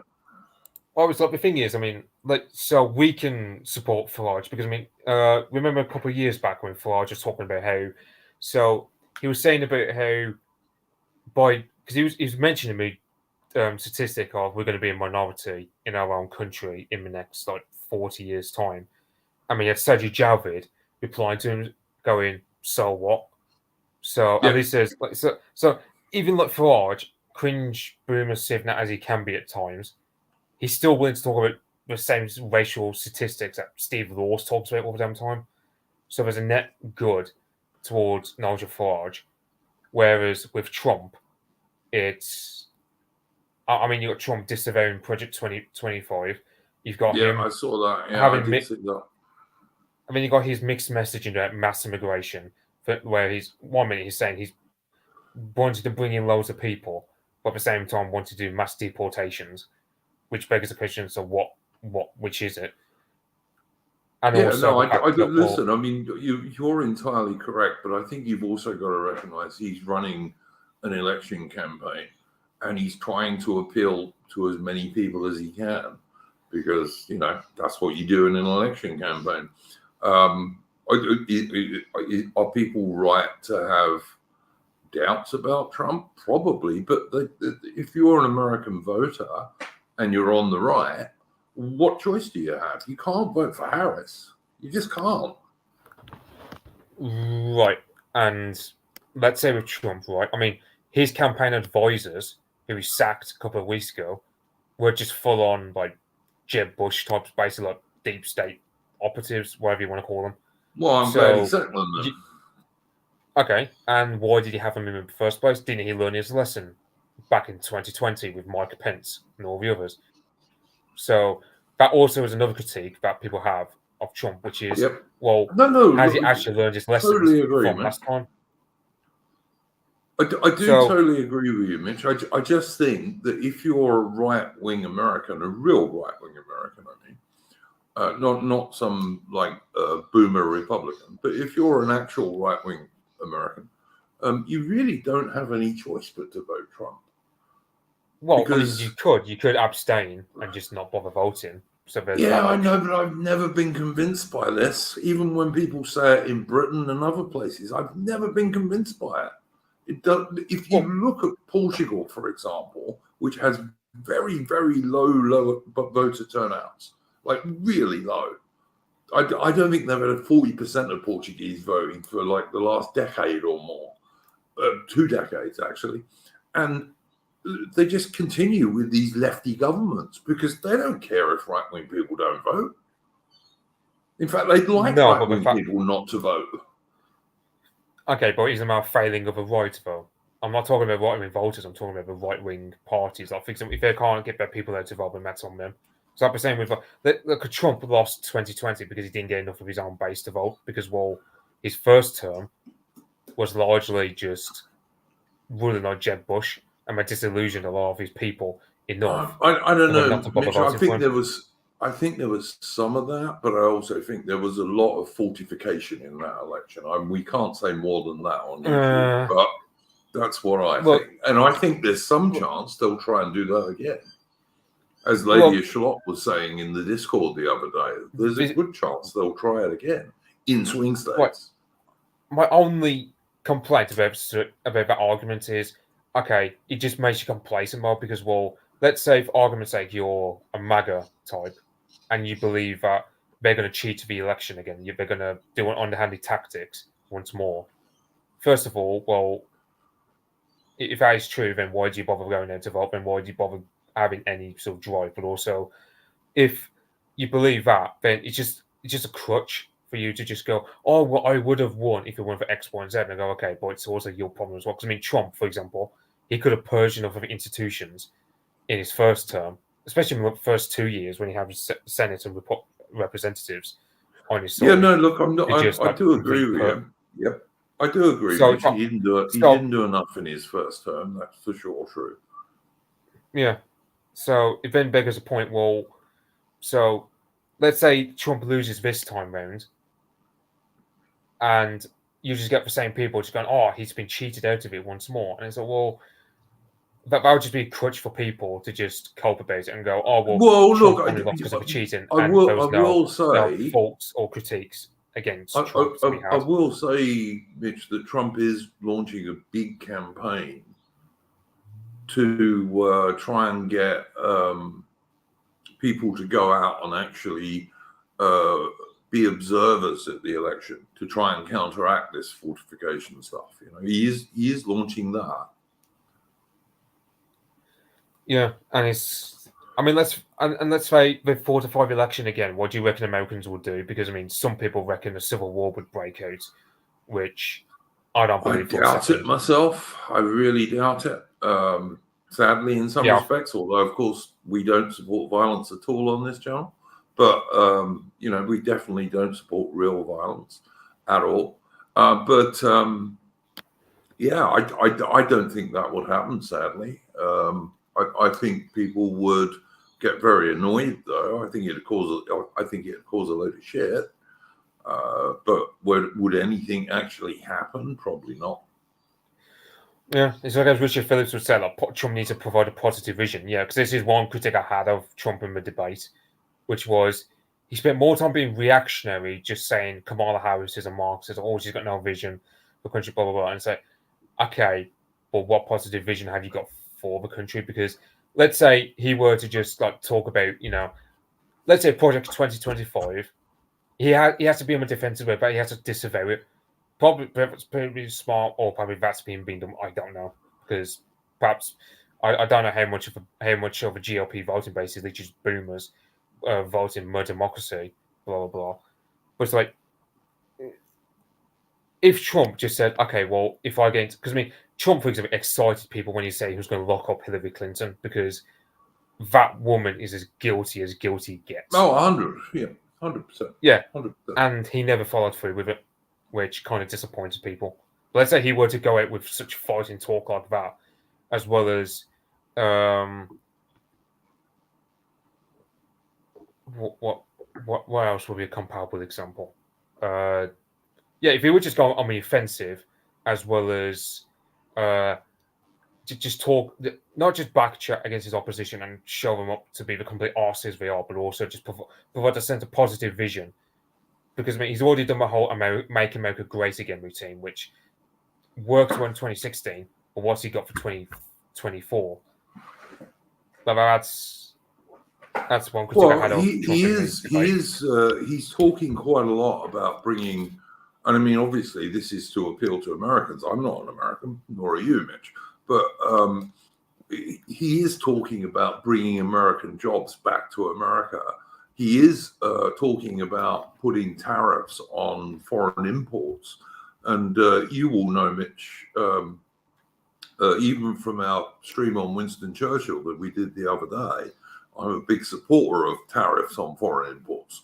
I was a big supporter of British imperial tariff reform, which caused Winston Churchill to leave the Conservatives and join the then left-wing Liberal Party. So, so he's talking about that, which of course will do favors for American business and American industry. So, and American jobs. Well, because that's the thing. I mean, I remember, what was it, a month ago, I believe, when, so for example, Kamala Harris, she wants to tax stuff like unrealized gains. So, for example, let's say you've got a house that you bought in 1980 that cost like 20 grand, but now, in today's world, because of mass immigration and so on, it's worth $1 million. And Kamala Harris says, okay, well, we're going to tax you 30% of unrealized gains. So, in other words, the state is saying you have to pay up 300 grand straight up. Because, which will go a long way to destroying the American middle class if they do that. Yeah, this is one thing. This is one thing that Trump. It's a wonder he didn't. I don't know why he didn't.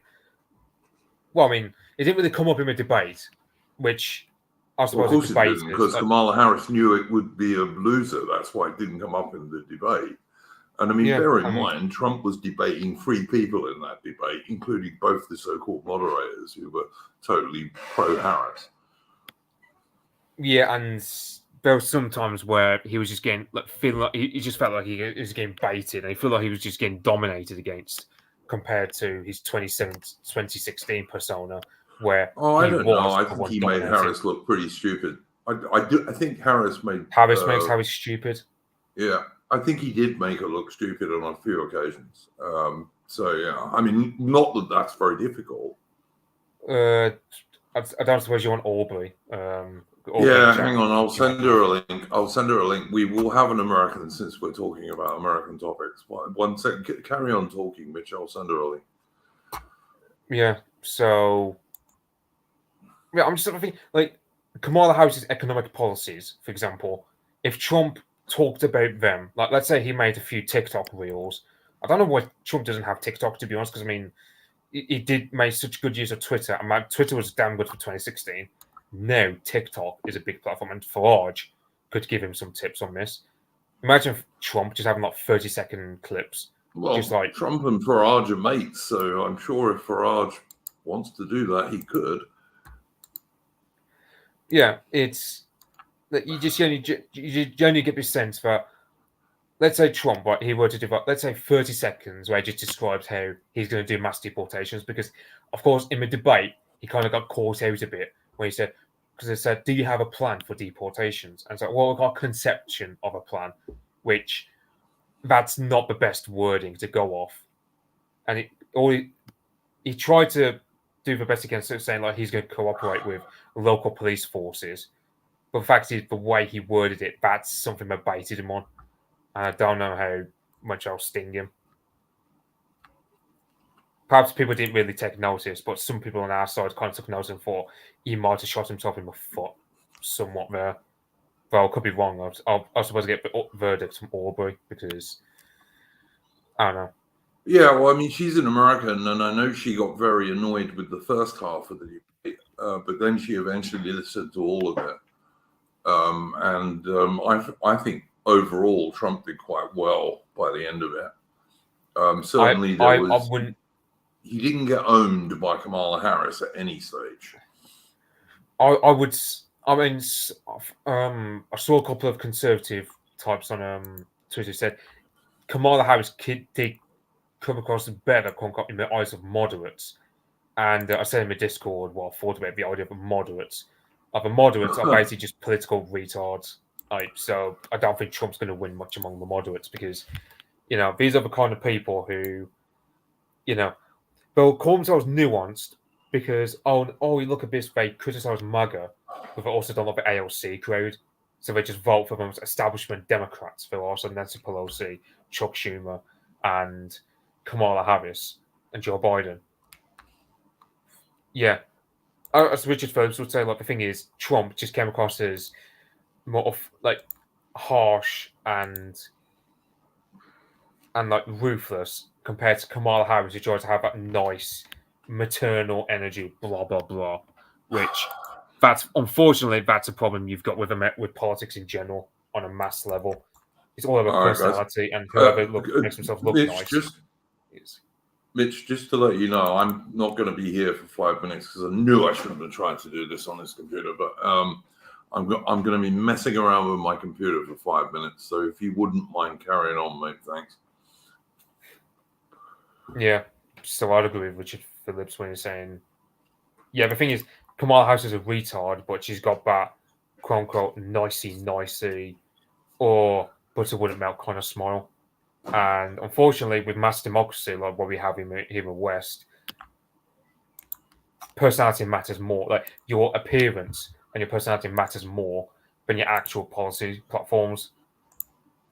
It's like David says, he wants some harsh and pragmatic. I go, yeah, that's a problem, man. But that's not the majority view. And unfortunately, when you look, so Tony Blair, for example, was able to win his massive majority back in 1997 because he had this competent and dashing man look. He looked young and refreshing compared to the stale old Tories. And same with Barack Obama.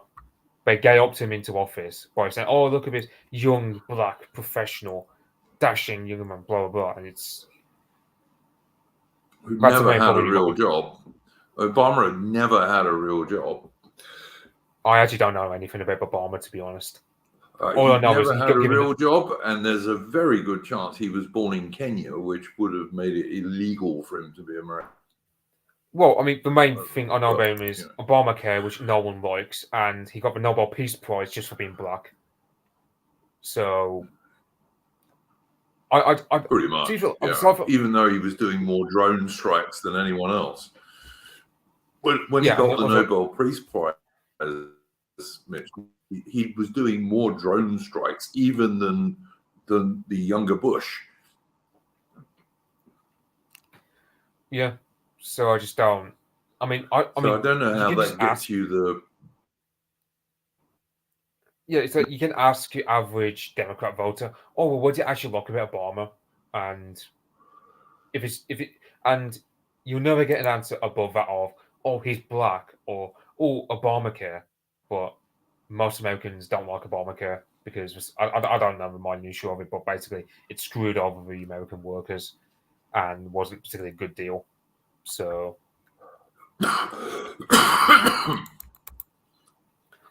Oh yeah, to echo what Richard Phillips said. Oh yeah, black men don't want. Yeah, that's one thing. I actually once talked to this black woman who lives in my neck of the woods, and she once told me that so black men are most repelled by black women. Black men and black women hate each other so much. It's actually unreal. I've been really not hard attracted to one another. So I can totally believe that black men just won't bother voting for Kamala Harris because she's a black woman. And yeah. Well, she's like, what is she? She's kind of Indian, as in subcontinent Indian, I think, more than she's actually like American black. Yeah, you don't know what she's going to eat first, a curry or a dog. Yeah, you don't know what she's going to eat first, a curry or a dog. You don't know what she's going to eat first. So, very racially ambiguous woman.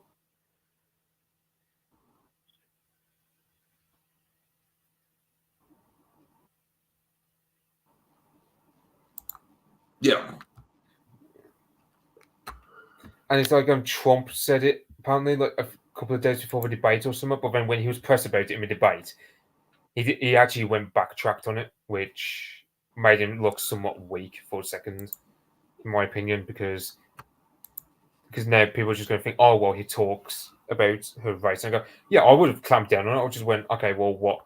Because on one minute she claims that she's black, next minute she's Indian, so she's literally just a political whore, just a harlot of American politics, with nothing but her skin color. Well, I think she is. She is very much a harlot for sure. That's for sure. Yeah, body and soul. Okay, Aubrey, if you're listening in the chat, I did send you a link on Discord, so you can join if you would like to. Sorry about that, guys. This computer I'm trying to get changed, and it's just not very good when I try and do anything with it when I'm streaming.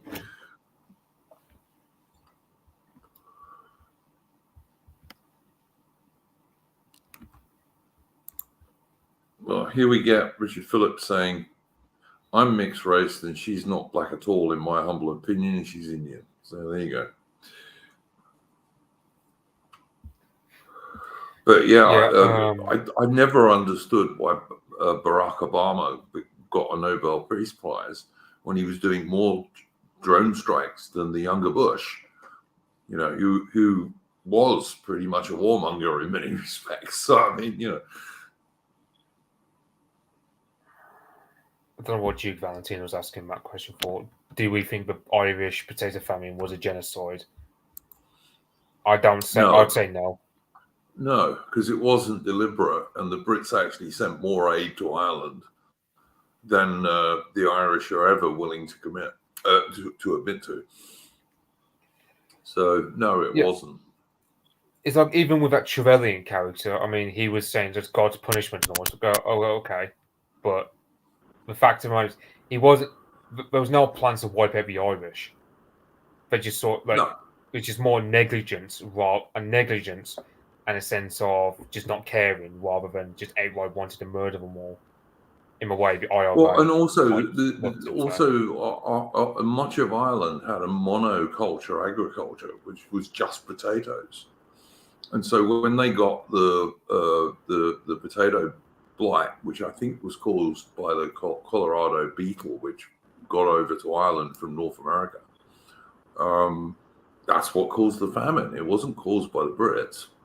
And the Brits actually sent quite a lot of aid to Ireland to try and mitigate it, but obviously not enough. But you're talking, it was the 1840s, you know, laissez-faire. That was what was going on in the 1840s. Yeah, but like, the main legacy of the potato famine was the Tory party under Robert Peel repealed the Corn Laws, and in so doing, they did. Was it Apostolic Majesty who said best? Like, because he said the history of the Tory party was a great sort of just betrayal of their voter base from day one. They betrayed James III in the Glorious Revolution. Then they betrayed the farmers after repealing the Corn Laws. So, yeah, that's not the main. Duke Valentino is suggesting the British Army went around taking food from the Irish. I have never, ever seen one example of that, mate. I've got to tell you, I haven't. And if I had, I would admit it. Never seen one example of it. Hey, about guys, in a car now, and I think it's probably too loud, so I'm gonna. Yeah, you can't come on when you're in your car, mate. You'll have to wait until you stop somewhere. No. Sorry. Well, I tried earlier, so I tried. Ah, right. You guys aren't even talking about America, so. But no, we will happily go back to it if you can join us. But you can't do it from your car, mate. Honest, the sound's just not good enough. Sorry about that. Maybe she will return. We shall see. But yeah, this is the thing when you try and do things with women. You know, they're suddenly driving in their car. So. Yeah, it's like apparently we don't want to admit British war crimes in Ireland. I mean, well, Duke's half Irish, So yeah, my mum was born in Tipperary in Ireland, although she was actually half Welsh. Her dad was a bloke who was in the RAF in World War II. But having said that, I'm not anti-Irish. People will know this. I'm not. Quite a lot of people on the right are pretty anti-Irish. I'm not one of them. But I have honestly never read in my extensive reading on the 19th century, I've never read an example of the British Army taking food from the Irish. Not once. Sorry, haven't. Yeah, and so some people mentioned Cromwell in chat. I mean, the thing is, Cromwell, yeah, Cromwell was fairly genocidal, but I'm no fan of Cromwell. Never have been. Again, there are quite a lot of people on the right who like Oliver Cromwell. I'm not one of them.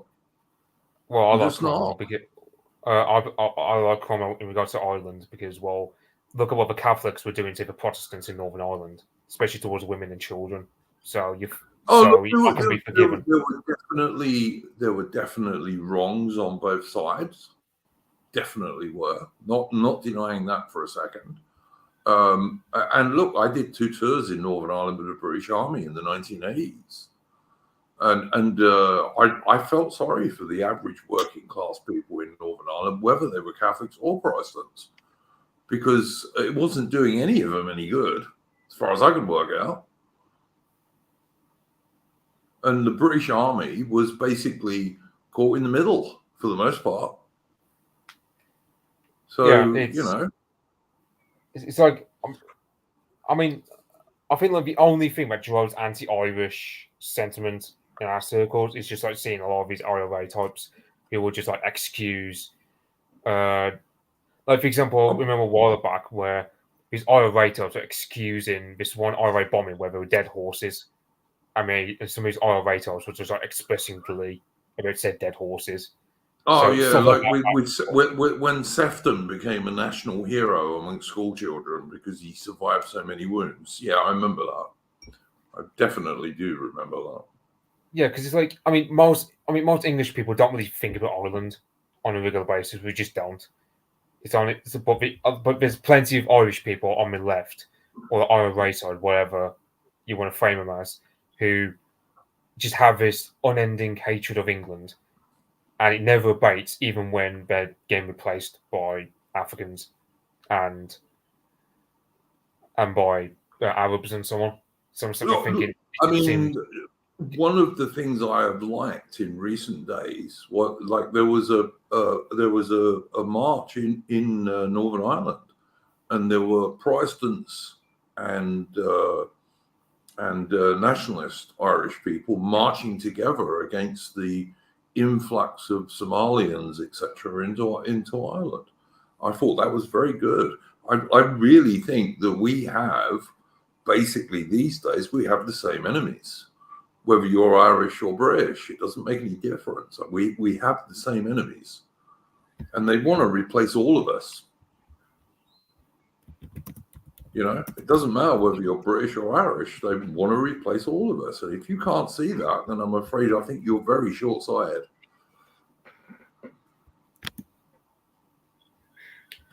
Yeah, it's like you had that march in Belfast, as you said, like where you had the Irish tricolour flying side by side with the Union Jack and the Red Hand of Ulster. So that sort of unity is just, well, yeah, it's, what would be the word? Ecstatic. The fact that we can see that in our lifetimes. The fact that, now the Ulstermen, Irishmen, are now saying, look, we can go back to killing each other if we so desire, but at the same time, we also have to reckon that, we both our common enemy, i.e., two-tier Kia, 100, and all this pro-abortion. It's like, Westminster forced abortion on Northern Ireland without so much as a vote by said Northern Irish people. 100%. Or the fact that they're forcing migrants on them Shankill Road, which, like, the Shankill Road has seen so many bombings and so many atrocities done by both sides in the Troubles. The average Irish Catholic and average Ulster Protestant family didn't fight through decades of turmoil just to see themselves replaced by Syrians or whatever. So I am actually I actually want to do a stream on this stuff at some stage, but I want to do it and try and get Lady Charlotte on, because of course Lady Charlotte grew up in Northern Ireland in a loyalist area, and she was a young girl when I was serving there in the British Army. And I'd like to have her on it, because I know she has both loyalist relatives and also nationalist relatives in Ireland, in Southern Ireland as well as in Ulster. And yeah, I'd like to do a stream and have her on for that. Richard Phillips is saying, "Am I a troll?" No, not usually. Not usually. Oh no, it's not. It's not on about you. It's on about the other Duke, the Irish one. Oh, all right, Duke Valentino, yeah, who's going on about the genocide. It wasn't if it was a genocide, the only point to it would have been to reduce the Irish people to a minority in Ireland, which it certainly didn't do. So, I mean, you know, it was a pretty unsuccessful genocide if it was.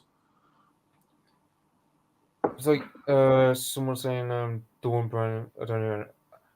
Well, I mean, I think like the only parts of England that don't have Irish genetics at this point are East Anglia and probably Kent. And maybe the southwest. And maybe the southwest a bit. Doesn't have much, I don't think. Like Cornwall and Devon, I don't think there's much. I don't know. I mean, it's like, for example, in Wales, after the Roman Empire fell apart, some Irish raiders actually set up like tribes in Wales, apparently, from what I've heard. Like, so there's some mixing already happened like 2,000 years ago between Irish and Welsh, for example. But then there's also, Mitch, there's also quite a lot of Danish and Norsemen in Ireland, because I mean, Dublin, for example, started life as a Viking slave port, basically. Yeah, you know, but yeah, you get some places like Waterford, for example. Waterford, I forget the original Norse name, but Waterford is a translation of a Norse name for a place. I don't know what the Irish Gaelic, but because I don't think there was a name for it originally Irish Gaelic, because it was a place founded by the Norse, and you have plenty of ports like Galway and where else was it? Wexford. I think Drogheda, but that's a Gaelic name.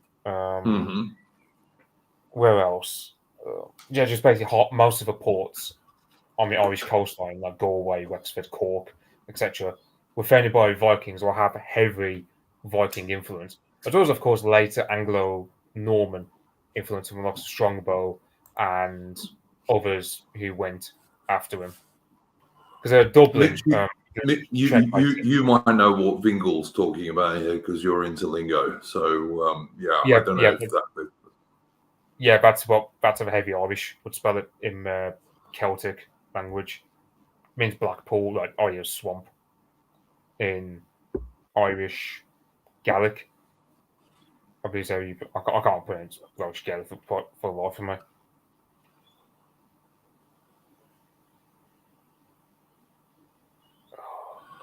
Duke Valentino, I'm just not going to agree with you on this. All right, mate, you're in the wrong shop. If you want me to slag off the Brits, I'm probably not going to do it unless it is something I actually know was historically true. And your idea that the potato famine in the 1840s was some sort of genocide is just not true. I'm sorry, it's not. Yeah, you have to admit, like, we must be very terrible at genocide, because I mean, you know, we get accused of it by the Boers, and the Germans in both wars. The Boers talk about it, even though the Boer women and children in those camps died of exactly the same diseases that the similar number of British soldiers died of in South Africa, and they were eating the same rations. And you know, the Bengal famine is another one I get really bored with. And you will know, Mitch, because you were on that stream we did a couple of days ago on Winston Churchill. I am no Winston Churchill fan, but he didn't do it. He didn't cause the Bengal famine. The Bengal famine was mostly caused by the number of British merchant ships which were sunk by the U-boats in the Imperial Japanese Navy. There weren't enough ships to move food around as quickly as was needed. Yeah, it's about the was it Pacific Greek fellow off Twitter who Steve Laws debated against, or Steve Laws argued against like ages ago. Who's a massive Churchill stan. I mean, he was kind of right when he said like Churchill actually did try to alleviate the famine with Canadian wheat and whatnot. So yes, he did, but he didn't have enough merchant ships to move the food quickly enough. You know, there was no purpose in the British killing people in Bengal in the 1940s. You know, there just wasn't no reason for us to do it. Yeah, so it's. And then you have I think like I don't know if you watch that History Bro with Godfrey Bloom. Oh, that was such a good video, and I so agreed with Godfrey Bloom. Yes, it was. It was good. Yeah. The one about should Britain have joined the First World War? Yeah, it was really good. Yeah, the only bit I disagree with was when History Bro complained about the blockade we did on Germany in the First World War, and I'm sort of thinking, oh yeah. Nah, I don't. I mean, I don't know. I've soured a bit on the Germans because they funded Bolshevism, so I don't really have so much sympathy for Germany in World War One, as well as executing Edith Cavern and stuff. But fact remains, like we blockaded the Germans because we have ability to do so, and the Germans would never have hesitated to do that to us with their U-boats. So, well, I mean, the Germans were bombing English cities with, first of all, their Zeppelins, and then with their long-range Gotha bombers and what have you. And also, the German High Seas Fleet would dash across the North Sea and bombard totally defenseless English seaside towns. I mean, you know, people do shitty things in war. They just do. I'm sorry. Yeah. I mean, the main argument about it, as far as I'm concerned, is Britain shouldn't have been in the war at all, and then there wouldn't have been a blockade, would there? So, you know. Yeah. I mean, it went into 1919. I go, I don't know. I don't know how true that is. I haven't really looked into it. But I mean, but yeah, let's say up until the armistice, then yeah, I wouldn't bother complaining with a blockade. But I think Winston Churchill supported a blockade, which, in the context of the First World War, yeah, was justifiable, of course. But like the blockade into 1919, I go, I don't know how true. Yeah, no, again, don't agree with that. I don't think we should have done that. But I don't think Britain should have been in the war at all. You know, certainly not in 1914, and nor should we have raised a mass army against all British military tradition. Yeah, and it's because I remember seeing because on one hand, the Germans kind of shot themselves in the foot in the First World War. For example, there was one moment where they call it the Schweinemord, where they killed off all their pigs to funnel meat to their troops. However, the pigs produced manure, which was used to fertilize their crop yield. So the crop yield in the latter phase of the war were becoming lesser and lesser for the Germans to a point where, and also it's also like Denmark, for example, was a giant pig farm for the German army in World War One. Yeah, and yeah, that's what happened was.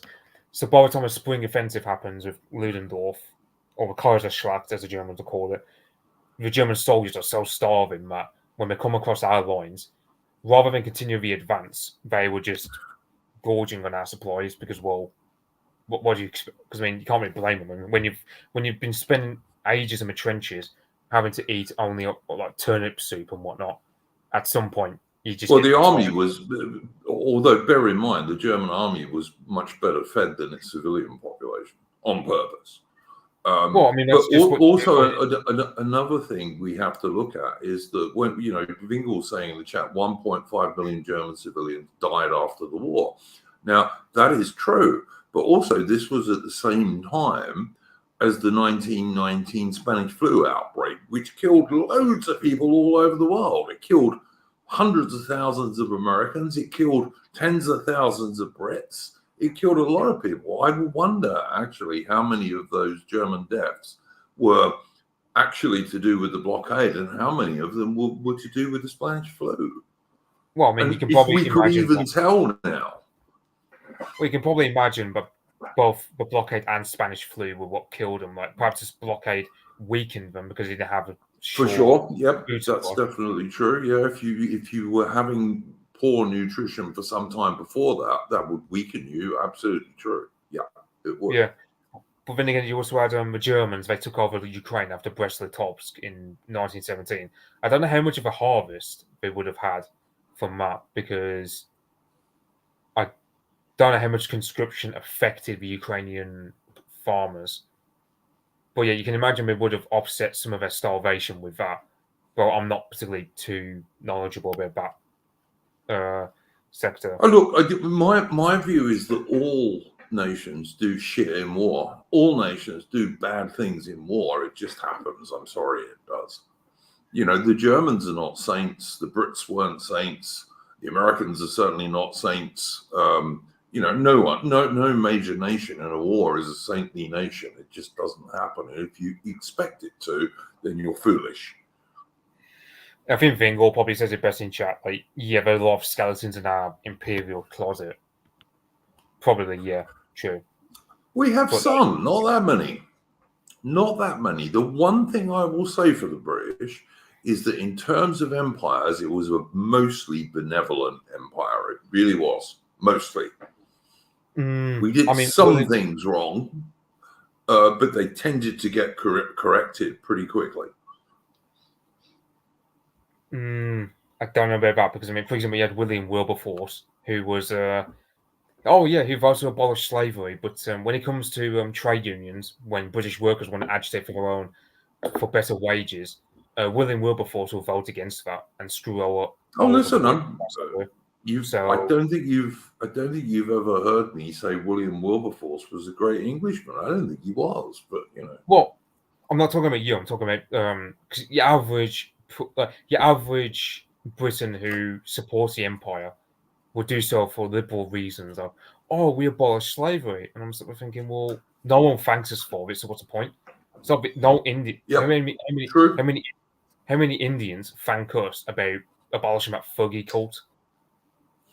Or sati widow burning, which was the other thing. You know, like when a Maharaja or any rich Indian died, they chuck his widows, even if they were in their 20s, straight on his funeral pyre alive, often screaming, of course. And Britain stopped that. But we don't get no thanks for that. No, we get no thanks for that at all. Well, Duke Ellington was asked it now. He's asked, where do you rank Gladstone? I don't like Gladstone at all, but then I'm not a liberal. Yeah, I don't understand why he got rid of army commissions, because army commissions never compromised the competence and the effectiveness of the army. So it's just like it didn't change much either. It didn't change much either, Mitch. In Wellington's army in the Peninsula, about 20% of British Army officers were commissioned from the ranks. And in the 1980s, it was still about 20% of British Army officers were commissioned from the ranks. Hadn't changed at all. Not many people realise that, but it's true. So, like, Vingor interesting about one time we screwed up. I know we screwed over Norwegians in the First World War because the thing was Norway had their two biggest trading partners were, of course, the British Empire and Germany. Mm-hmm. And one thing we did was we conscripted a lot of his Norwegian merchant navy types to do some of our shipping. But in so doing, that made them targets of German U-boats. And we never really compensated them for it. I think we did compensate for them for it. Well, we didn't conscript them, Mitch. We didn't conscript them. Britain had no power to conscript anyone in Norway in World War I. Well, I mean, how would you explain like the Norwegian merchant navy working for because basically, if you were not British, you couldn't operate at sea in World War I. If you weren't British, certainly outside the Baltic, you couldn't operate because the Royal Navy dominated everything. Yeah, because I remember seeing something like, I think it was something like, so the Norwegian Merchant Marine was something like 7th in the world before the First World War. But yeah, but if they went against British wishes, they just wouldn't have been able to operate. But there was no actual, you couldn't actually say, oh no, this ship's going to operate for the Brits if it was a Norwegian ship. But if you wanted if you were a Norwegian shipping company and you wanted to work in World War One, yes, you had to pretty much do what the British Empire wanted, because you couldn't operate otherwise. Like the Germans were swept from the seas in 1914, basically. The only place where the German Navy was able to dominate was in the Baltic. Outside of the Baltic, even in the North Sea, all the Germans could do was raids, which was kind of what the Battle of Jutland was. And the German Navy was very lucky to survive it and never tried it again. Yeah. Just to mention. Apparently, we did a blockade. I agree with Richard Phillips that Gladstone was a fool. I think he was, yes. I mean, the only stance I agree with him on was we had to smash the Ottoman Empire amidst what the Turks were doing to the Bulgarians with the Bashi bazooks. Maybe. I'm not sure we should have got involved in it, but okay. I mean, it depends if you have. I mean, you believe in the crusade of Richard Lionheart. Why not believe in the crusade against the Ottoman Empire? Especially when it would have yielded us big chunks of the Middle East, as well as just taking out just an empire that was just treating the Christian population awfully in Bulgaria. Well, the only thing I'd say to that, Mitch, is was the world better in the 1920s for Christian people than it was in the 1890s? I'm not sure it was, to be honest, but I could be wrong. Well, I don't think it massively changed. I mean, it's like the only thing that massively changed the Christian presence in countries like Iraq, for example, was the Iraq War and the rise of ISIS.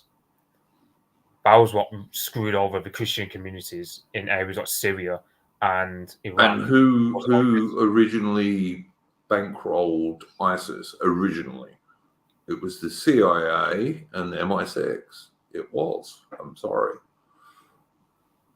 Yeah. The Islamic State was originally and surreptitiously bankrolled by the American CIA and British MI6. It was. Yeah, but it's also just as they're doing in Ukraine at the moment. Well, yeah, you got former ISIS types working on the Ukrainian side, so that's kind of that's quite something. Whereas, but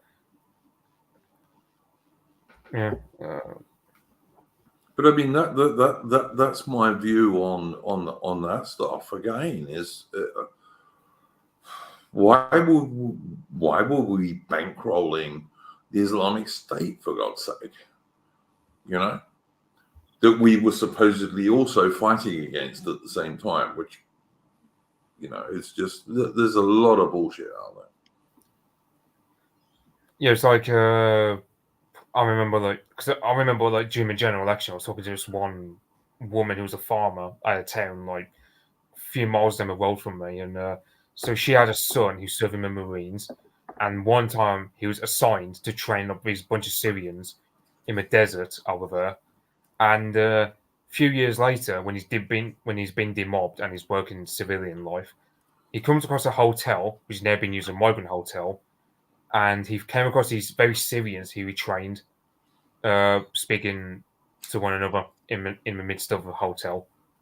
So you got these Syrians who are in our country in these migrant hotels, trained by the Royal Marines, and we're left asking the question, what are they doing here? Because they certainly weren't fighting Assad, so what are they doing here? Well, I mean, why should they be fighting Assad? Like, as far as I can work out, most Syrians support Assad.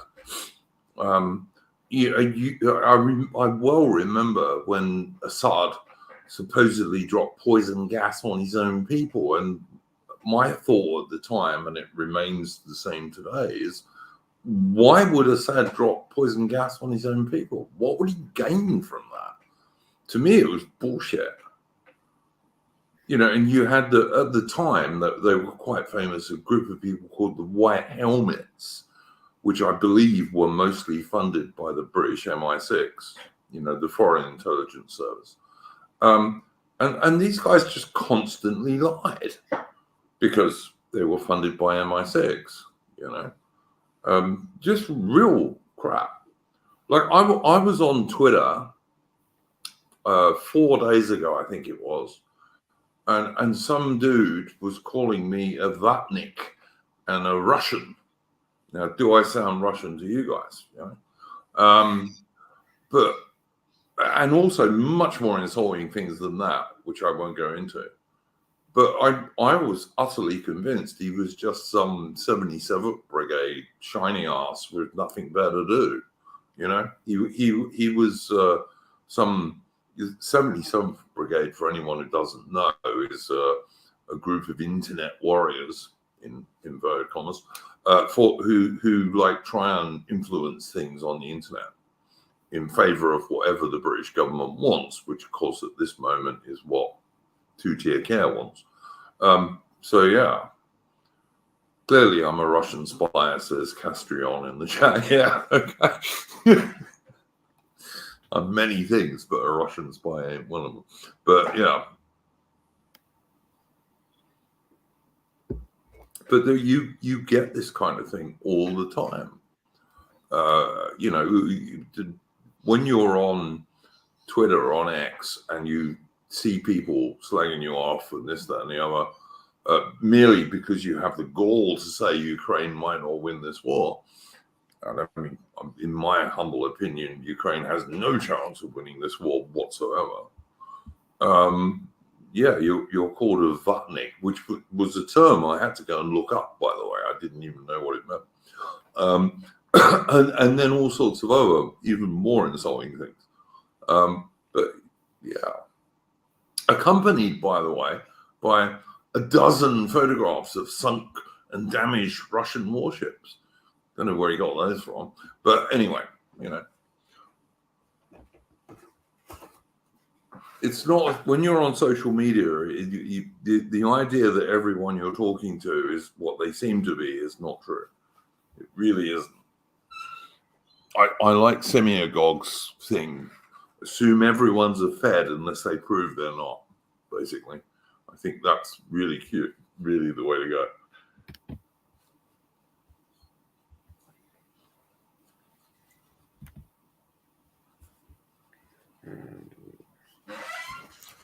I mean, Vingo was asking about imposers doesn't mean who hasn't. So yeah, I was just going to say that. Yeah, sorry, I brought it up because I wanted to say, I think most of us in this sphere have seen that excellent documentary where basically the only things that work in the Congo are things the Belgians built. Nothing else works there, basically.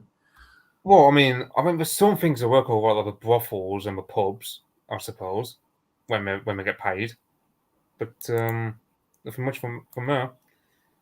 Yeah, the only railways and good roads and all the rest of it there are ones the Belgians built, and it just reminds me of South Africa so much. Like all the good stuff that remains in South Africa is the remnants of what the white government left them, basically. Yeah, so like in Namibia, for example, you have these German hotels from like the old German Empire, and they have to pay their black workers on a weekly basis rather than monthly, because if they pay monthly, the Africans just abscond with the money. They quit their jobs, blow it all away in the space of a week on like hookers or booze or whatever, then come back begging for their old jobs back, and it just becomes too much of a hassle. I tell you what, Mitch, when I was a very young man in Britain in the early 1980s, most unskilled jobs or semi-skilled jobs were paid weekly. Most of them were in cash. On Friday you went to the pay office and they gave you your pay packet with money in it. Well, yeah, that was just in the 1980s, Well, it's the same still to this day. It's just like, well, but that's what we do in Africa. Like, they can't, like apparently that's one for me. Some, like, let's say you're a waiter at a restaurant or concierge in a hotel. would be like it means like old German hotels in Windhoek, and you can't get paid monthly. You have to get paid weekly because, like the boss is now full. Well, Africans just can't be trusted with loads of money lest they abscond with it and just blow it all away in the space of a week, begging for old jobs back a week later. Yeah. Well, yeah. Look, I've been to Windhoek, and I spent quite a lot of time in Southwest Africa in the SADF. So yeah, I know what you're saying is entirely correct. I'll give you another example. I was reminded of this when I was watching Apostolic Majesty's excellent stream on apartheid, which I think he called The Career of a Concept, taking the title from Gottfried's book on fascism in Italy. And the Bushmen, the San people, who are the original inhabitants of that part of the world. Yeah, the Khoisan. Who the Bantu either killed or pushed out, all supported the SADF. They all supported the South African Defence Force. And the reason they did was that SWAPO treated them like shit. And SWAPO, who now runs what is now Namibia, still do treat them like shit. And you know, they used to support us as trackers and people like that, and they were great trackers because, you know, that was how they were hunter-gatherers, so they were really good at that stuff. But they supported us because SWAPO treated them like crap, basically, and we didn't. Yeah, and it's the same with Rhodesia, where I think towards the end, like most of the army were black Africans, and they were hunted down one by one after Mugabe got into power because they were seen as traitors to the African race and so on. Mitch, I don't think it's true to say most of their army was black Africans, because whilst the white Africans were in Rhodesia were subject to conscription, the blacks weren't, never. And the same thing applied in South Africa. The white population, whether they were Afrikaners or English speakers, all had to go and do time in the army. But that was never true for the black population. Like I knew a guy in South Africa, in northern Natal actually, who was a punk in the 1980s. He was a full-on punk. He wore the leather gear and the chains and all that shit. And then one day, this dude says hi to me in a hotel bar, and I didn't know who he was because he was in SADF uniform. He was a sergeant, and this was the same punk guy. I'm not even sure if he was an Afrikaner or an English speaker now. I can't remember. Could have been either. But he said to me, "Oh, mate, blah, blah, blah." And I'm trying to think, do I know you? Because he's done up in his very smart uniform. And what they'd done is they'd taken this punk guy and put him in the South African military police. And here he was as a military police sergeant. And of course, I'm looking at him dubious, not only because I didn't know who the hell he was, is because I've never been all that fond of military policemen. But anyway, he was actually an okay guy. But they totally changed it. Totally changed it. Yeah.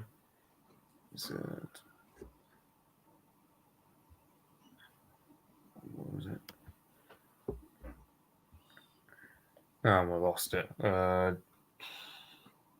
What did you want to do, Mitch? Because I can find it and put it up if you want.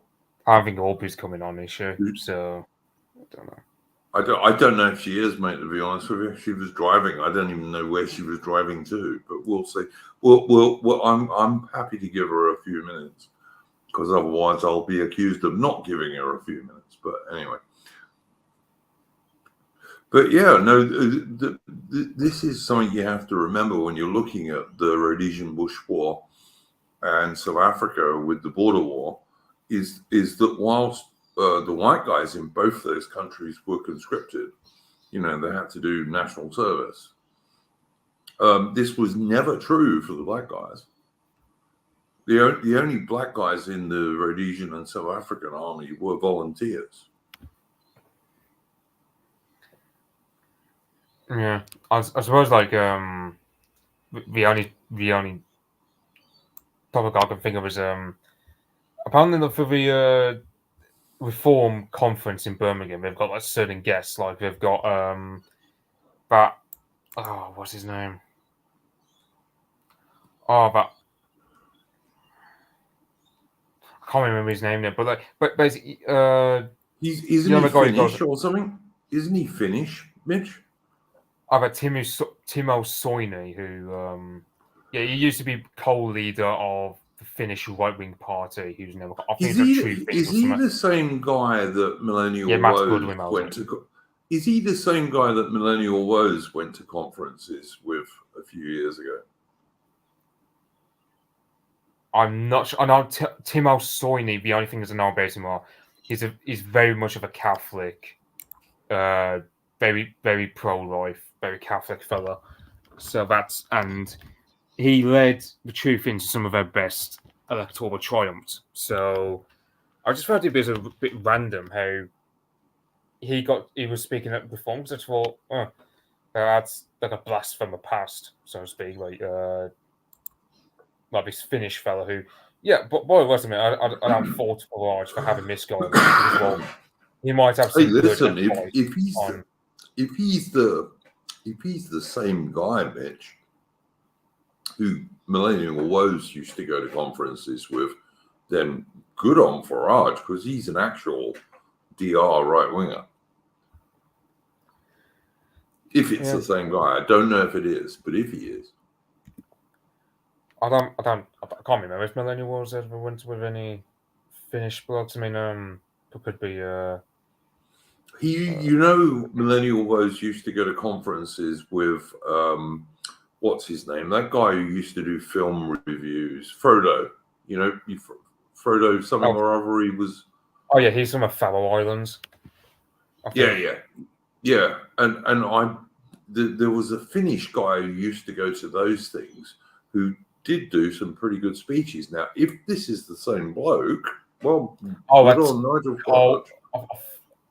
It could be that Cole Muros, I think his name is, or something like that. Vingor. Sorry, mate. Vingor is correct. It was Frody, not Frodo. Thank you. I think Frodo, the name Frodo, is basically an Old English rendition of the Old Norse name Fordia. And Fordy. It probably is. It's probably related, But I'm getting mixed up because I've watched the first 2 Lord of the Rings movies this week. In fact, one of the final things I wanted to talk about was Lord of the Rings and that abortion called Rings of Power. But we will come to that in due course. The thing is, like, with the exception of single white liberal women, I don't know anyone who actually likes Rings of Power. No, exactly. It's an abortion. It's an abortion. It's horrible. Yeah. I wouldn't watch it if you paid me quite large amounts of money. I just don't. I mean, the thing, like, I was watching my Hobbit films like a couple of months ago, and I go, I'd sooner have the Hobbit films over this. Compared to Rings of Power, Compared to Rings of Power, the Hobbit films are masterpieces, and they're not all that great, but they are compared to Rings of Power. Yeah, so Rings of Power, I mean, what was the last controversy was? I don't remember them saying it. All I'm hearing is like Galadriel. They just talk about Galadriel, like, she's done this epic girl boss moment. And I'm sort of thinking... That's not what Galadriel was about. She was a very powerful sorceress who lived for thousands of years. She wasn't someone who ran around in armor with a sword. I'm sorry. She just wasn't. Yeah, but it's... You got... There's like a 20-second clip you can find easily on YouTube where it's just Galadriel just having this like really insufferable moment. Like, you haven't seen what I've seen. Elrond. No, I know what you've seen. No, you haven't seen what I've seen. And her facial expressions, like it was just poor actress. Yeah, she's not a very good actress, but there's a lot of bad actresses and actors in Rings of Power, and even more bad writers who have no clue what they're writing about. It's like every single town and village you go to in Rings of Power has the same mixed race people as modern London, say, which is not something that was ever in Tolkien's writing. Just Tolkien was writing about Northwest Europe mostly. He really was. Yeah, I mean, you look at it, right? I mean, you got elves, trolls, orcs, and so on. You don't have zombies like where you learn about Haitian voodoo. You don't have anything like undead Chinese spirits in it. It's all about Germanic, Celtic, perhaps like some ancient Greek and ancient Roman, and some there's a bit Finnish. of that in it. Yeah, there is a bit of that in it. Richard Phillips is asking me if I'm tall. I'm 6'2", mate. 6'2" and 200 pounds, which is not very much different to what I was when I was 18, and I'm in my late 50s now. So, but yeah, tall people have deeper voices.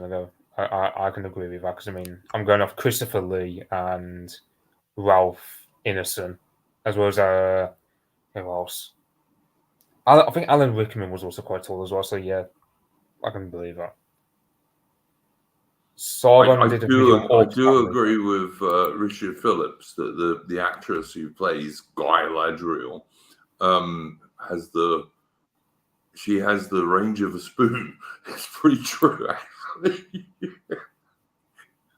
I wouldn't watch Rings of Power. I've never watched it.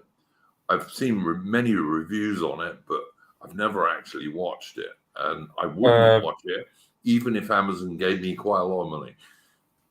The only people I bother with for reviews are Nerdrotic and Critical Drinker. And they're pretty much the ones I watch, mate. Yep. They're pretty much the people I watch. Yeah, I don't know. Like, I remember there's this new Rohirrim anime film coming out in December, which is just more girl power. It's just like the whole thing about because the whole thing is set during the reign of Helm Hammerhand, who Theoden often mentions in Two Towers, because of course that's who Helm's Deep is named after. Mm-hmm. He's basically like, you can imagine he's basically like, the Alpha Brigade of Rohan, this Helm Hammerhand. But we're not focusing on him. No, we're focusing on his daughter, Hera, who's basically an epic shield maiden girl boss fighting the Dunlendings, like the men of Dunland, who are, I suppose, like the Welsh, in a sense. I don't know. Because, I mean, the Rohirrim are based off the Anglo-Saxons, and they pushed the original inhabitants. But Tolkien was not into women warriors because Tolkien, unlike the vast majority of writers, had actually been to war. He fought on the Somme. So he had some idea about what warfare was really like. And no, he didn't go for women warriors, to be honest. Yeah, I remember there's George R. Martin who complained that because of fascism, quote unquote, he can't complete his books. So I see people slagging off Cate Blanchett in the chat. I think Cate Blanchett, when she was younger, was perfectly fine, but that's just me. I didn't mind her as Galadriel, to be honest. I mean, she did have an authoritative demeanor about her, and also her narration. She was fine. Prologue. Totally agree. Yeah, I thought she was fine. Yeah. Yeah. So, whereas this 5'2" Welsh bird, who's got, as Cast Iron would say, the facial expressions of a spoon. Yep. Poor imitation. Poor. Yeah, I can't believe that. I thought Critical Jinka had the right take. He said, what's that American blonde actress with big tits? I can't remember her name now. Sydney Sweeney. Yeah. He said that the only thing they could do to make her better would be replace her with Sydney Sweeney and make her topless.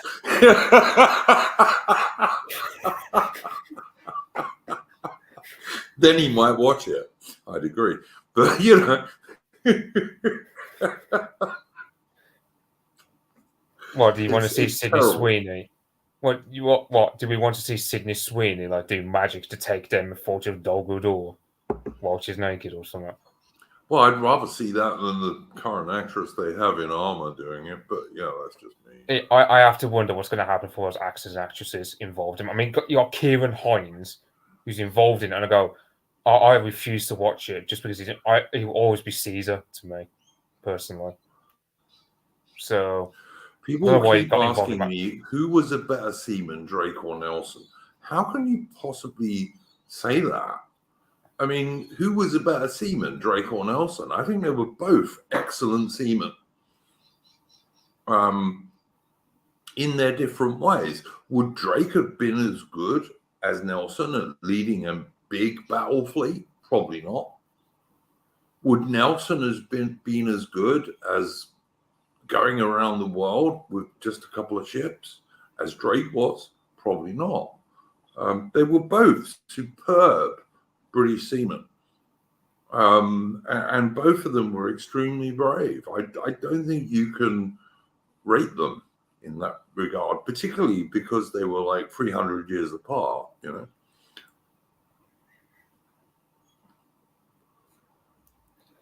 Yeah, it's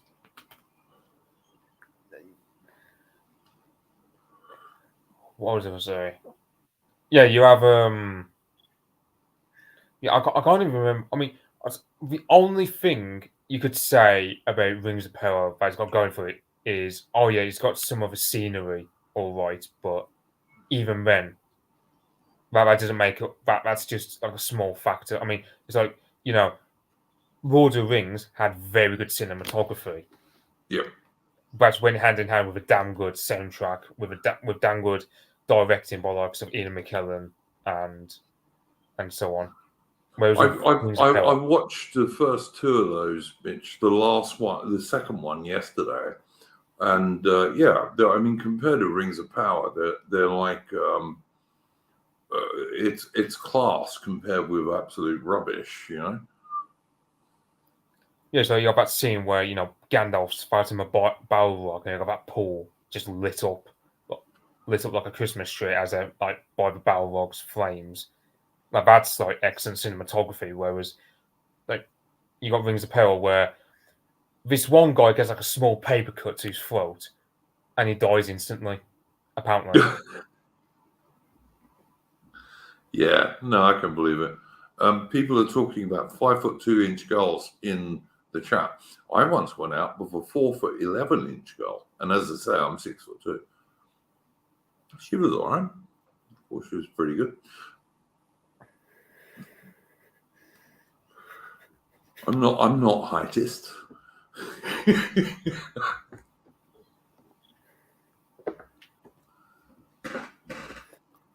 But yeah, no, Rings of Power is just so terrible.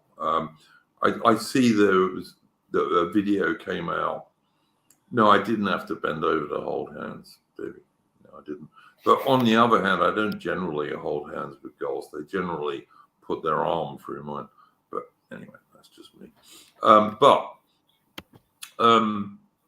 saw that Critical Drinker was suggesting that Rings of Power might get cancelled. I think there's a very good chance it will be, actually, because it's just not successful. I don't think they'll cancel it. They might, because you know what? The writers are shit. The writers are so bad. They're not going to be able to turn this around. It's going to get worse and worse in terms of audience. Get worse and worse. I mean, still going to deluge us with more crap like this. So we're not going to cancel it. We're still going to sink more money into it. They're dedicated to it's a project. Maybe you might be right, mate. You might be right. I mean, if I was Bezos, I would be going ape shit about the amount of money his company has spent on this, that has got them like tiny audiences that continually get smaller. It's like you have,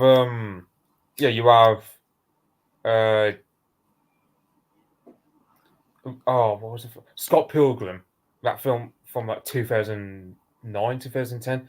Now that film was a net loss. Like it was a loss for the studio, but that film did still subvert an entire generation of women into, for example, you get those women who dye their hair all manner of colors in a very sort of attention-seeking way. Whatnot. Yeah, that's happened because of that film Scott Pilgrim, because the main love interest of the main character is a woman who spends her time dyeing her hair a new color every week. So it's Aubrey in the chat is pointing out a truth that you can be a 5'2" woman, but you're always going to have probably 4-inch heels on. So you're a 5'6" woman straight away anyway. So 5'6". So, but yeah, Mitch, let me ask you something, mate.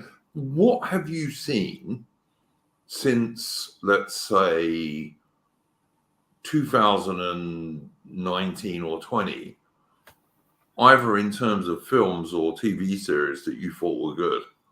Anything? There was The Northman by Robert Eggers. Yeah, that was acceptable. I agree. There's this upcoming film called Nosferatu he's doing about, which is basically a redo of that German film from the 1920s. I'll watch that in the cinema when it comes out in December. I watched House of the Dragon. Season 1, I'd say it was all right. It's watchable. The only complaint I had of it was the fact that the Valerian family were blackwashed, which made no sense. Yeah, which was ridiculous. But yeah, I see what you're saying. But it's George R. R. Martin's work. I'm not emotionally drawn to it in the same way I am with Lord of the Rings. So Martin is a self-confessed male feminist. So yeah, absolutely.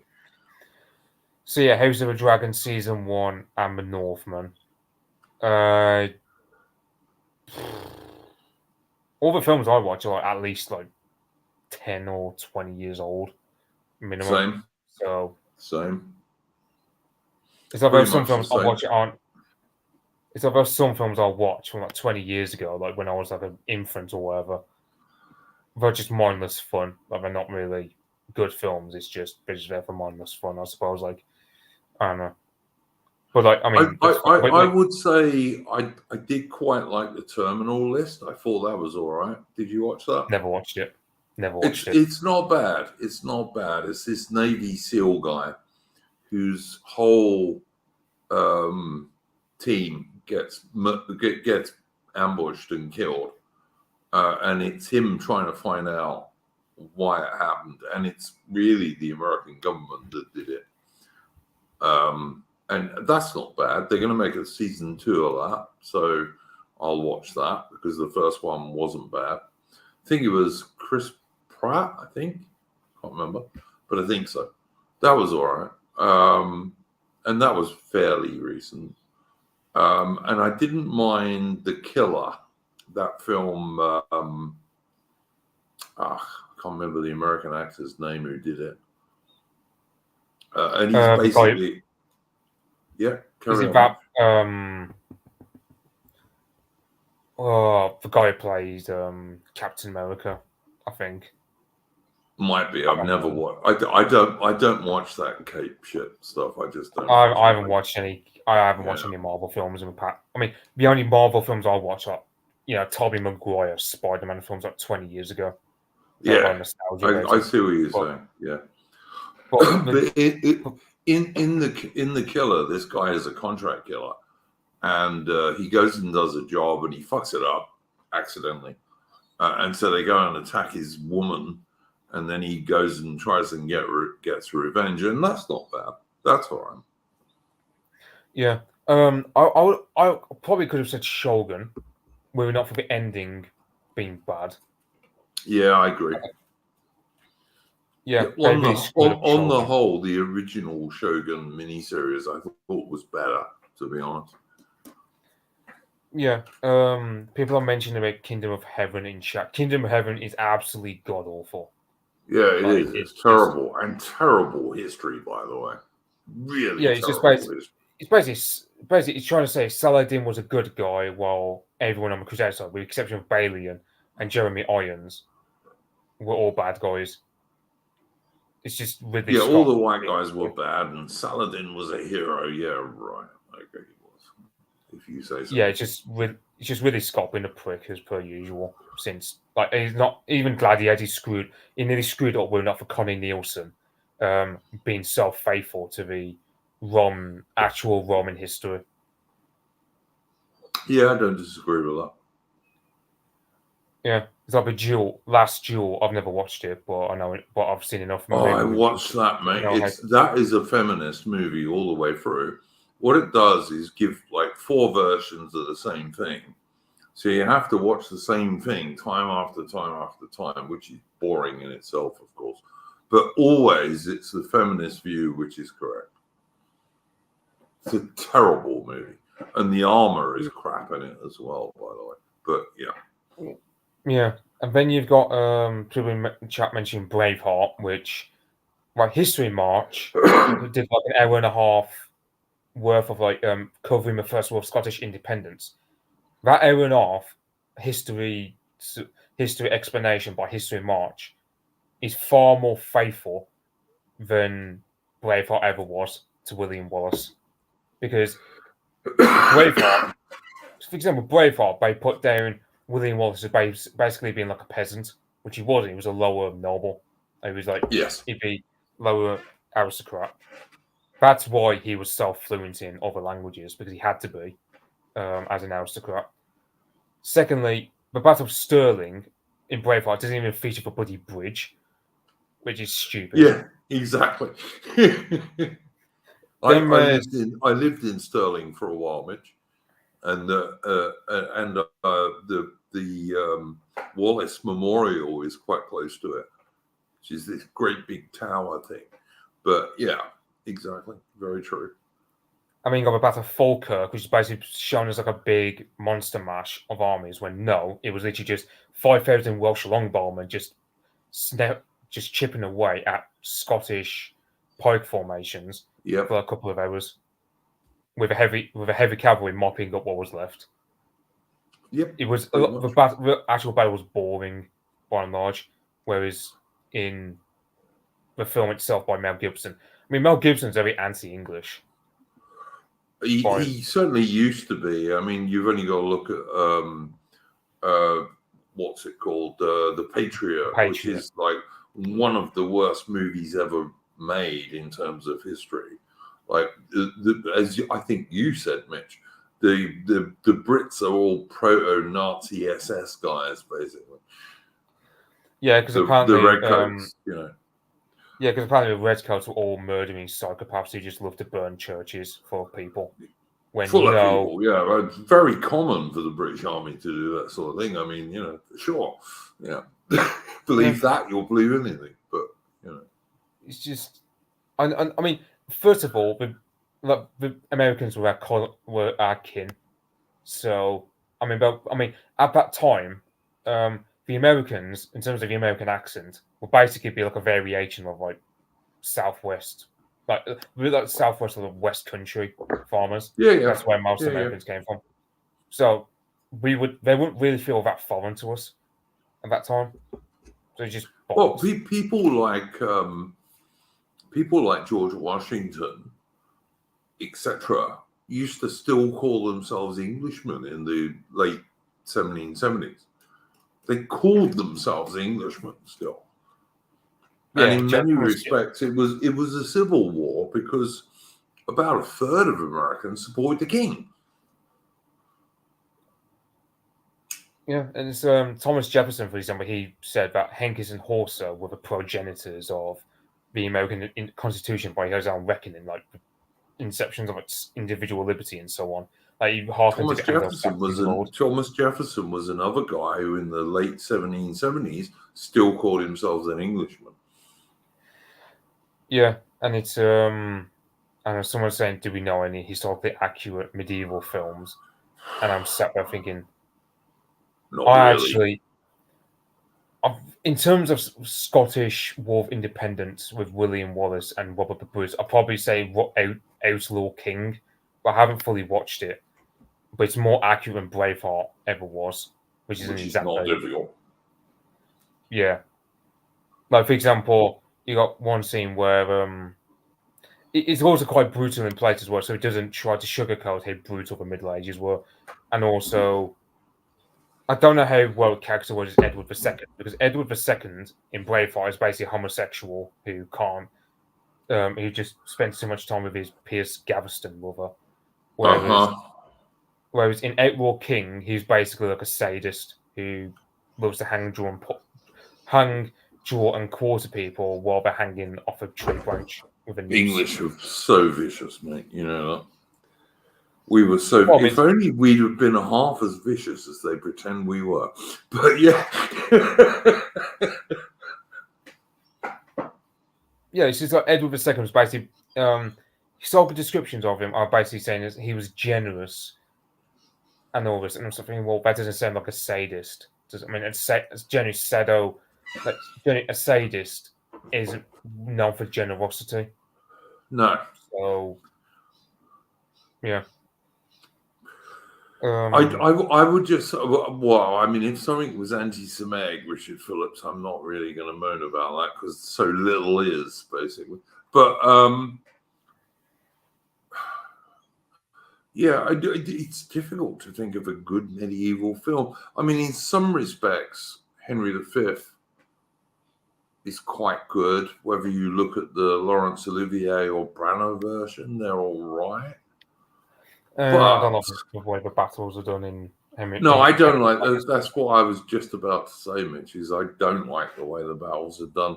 Like the English archers, they would occasionally fire a high volley at the French to goad them into attacking. But mostly the English archers were firing flat shots at pretty close range.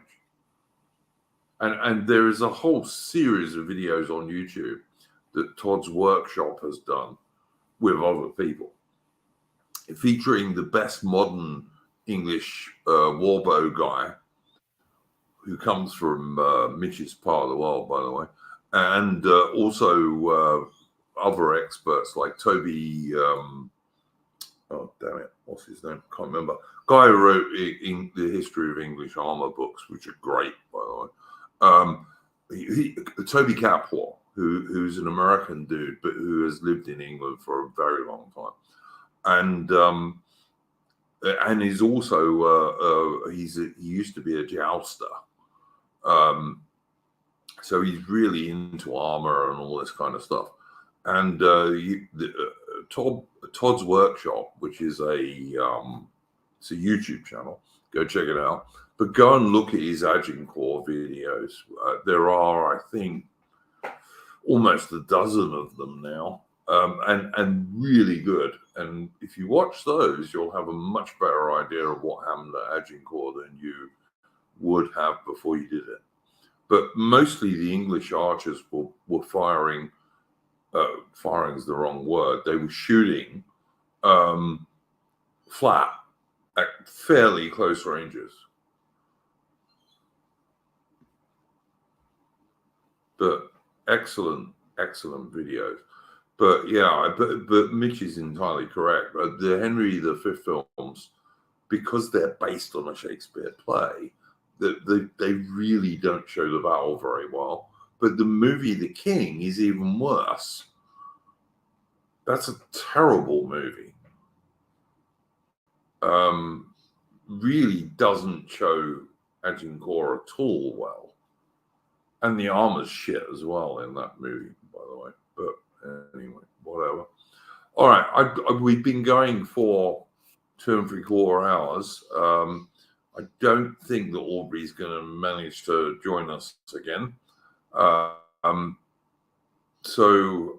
Mitch, any final thing you wanted to say or bring up, or anything you wanted to show? Nah, not for me. All right, Duke Valentino wants me to comment on the Cromwell film. I'm not a Cromwell fan, Duke Valentino. I would have fought for King Charles, not because I really liked King Charles, just because he was the anointed king.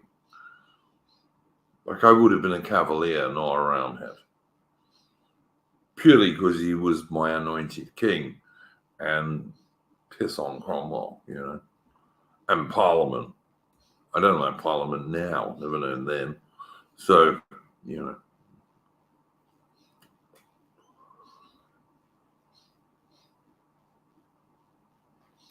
People are strongly objecting to anti-Semitic films that were in the UK. I presume much of that is taking the piss. But, you know, I love the nation of Israel myself. I really do. And I support every single thing that Two-Tier Care does. He's a really good guy. The more he stomps on the Anglo-Celtic British people, the more I think he's a good guy. That's the truth. YouTube, it is. But yeah, I think we've probably covered most of the stuff we wanted to talk about. Chaps, about 3 days ago with Mitch, I did a stream on Winston Churchill, and it was his actual political positions from 1900 onwards, and his many naval and military defeats, but only the ones he was directly responsible for. And I put this, the link is on Twitter. You can go and find it there, or you can see it on my YouTube channel. And I actually asked Winston Churchill fans to fact check me, and not one did, strangely enough. Well, to fact check me and Mitch, of course, and apparently nobody did. Strange that, eh? But there we go. So thanks for joining us. We will be back next week with Splendid Isolation number 190. I will just have a quick check in case we got any chats via entropy.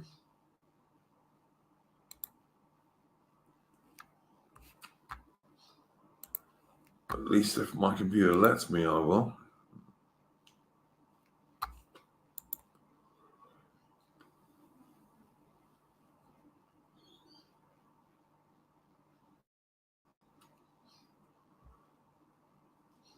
Nope, we didn't. There you go. So we won't do any of that. Don't moan about my computer, guys, if you don't support the channel, because that's the only reason I allow financial support for the channel, is to replace this dog of a computer. Dog is the wrong word. Dogs are good, but, you know, it's not all that great. Anyway, thank you very much to Mitch, my guest this evening, to Aubrey, who tried to join us but was driving, and we'll see you next week. In the meantime, don't let the bastards grind you down.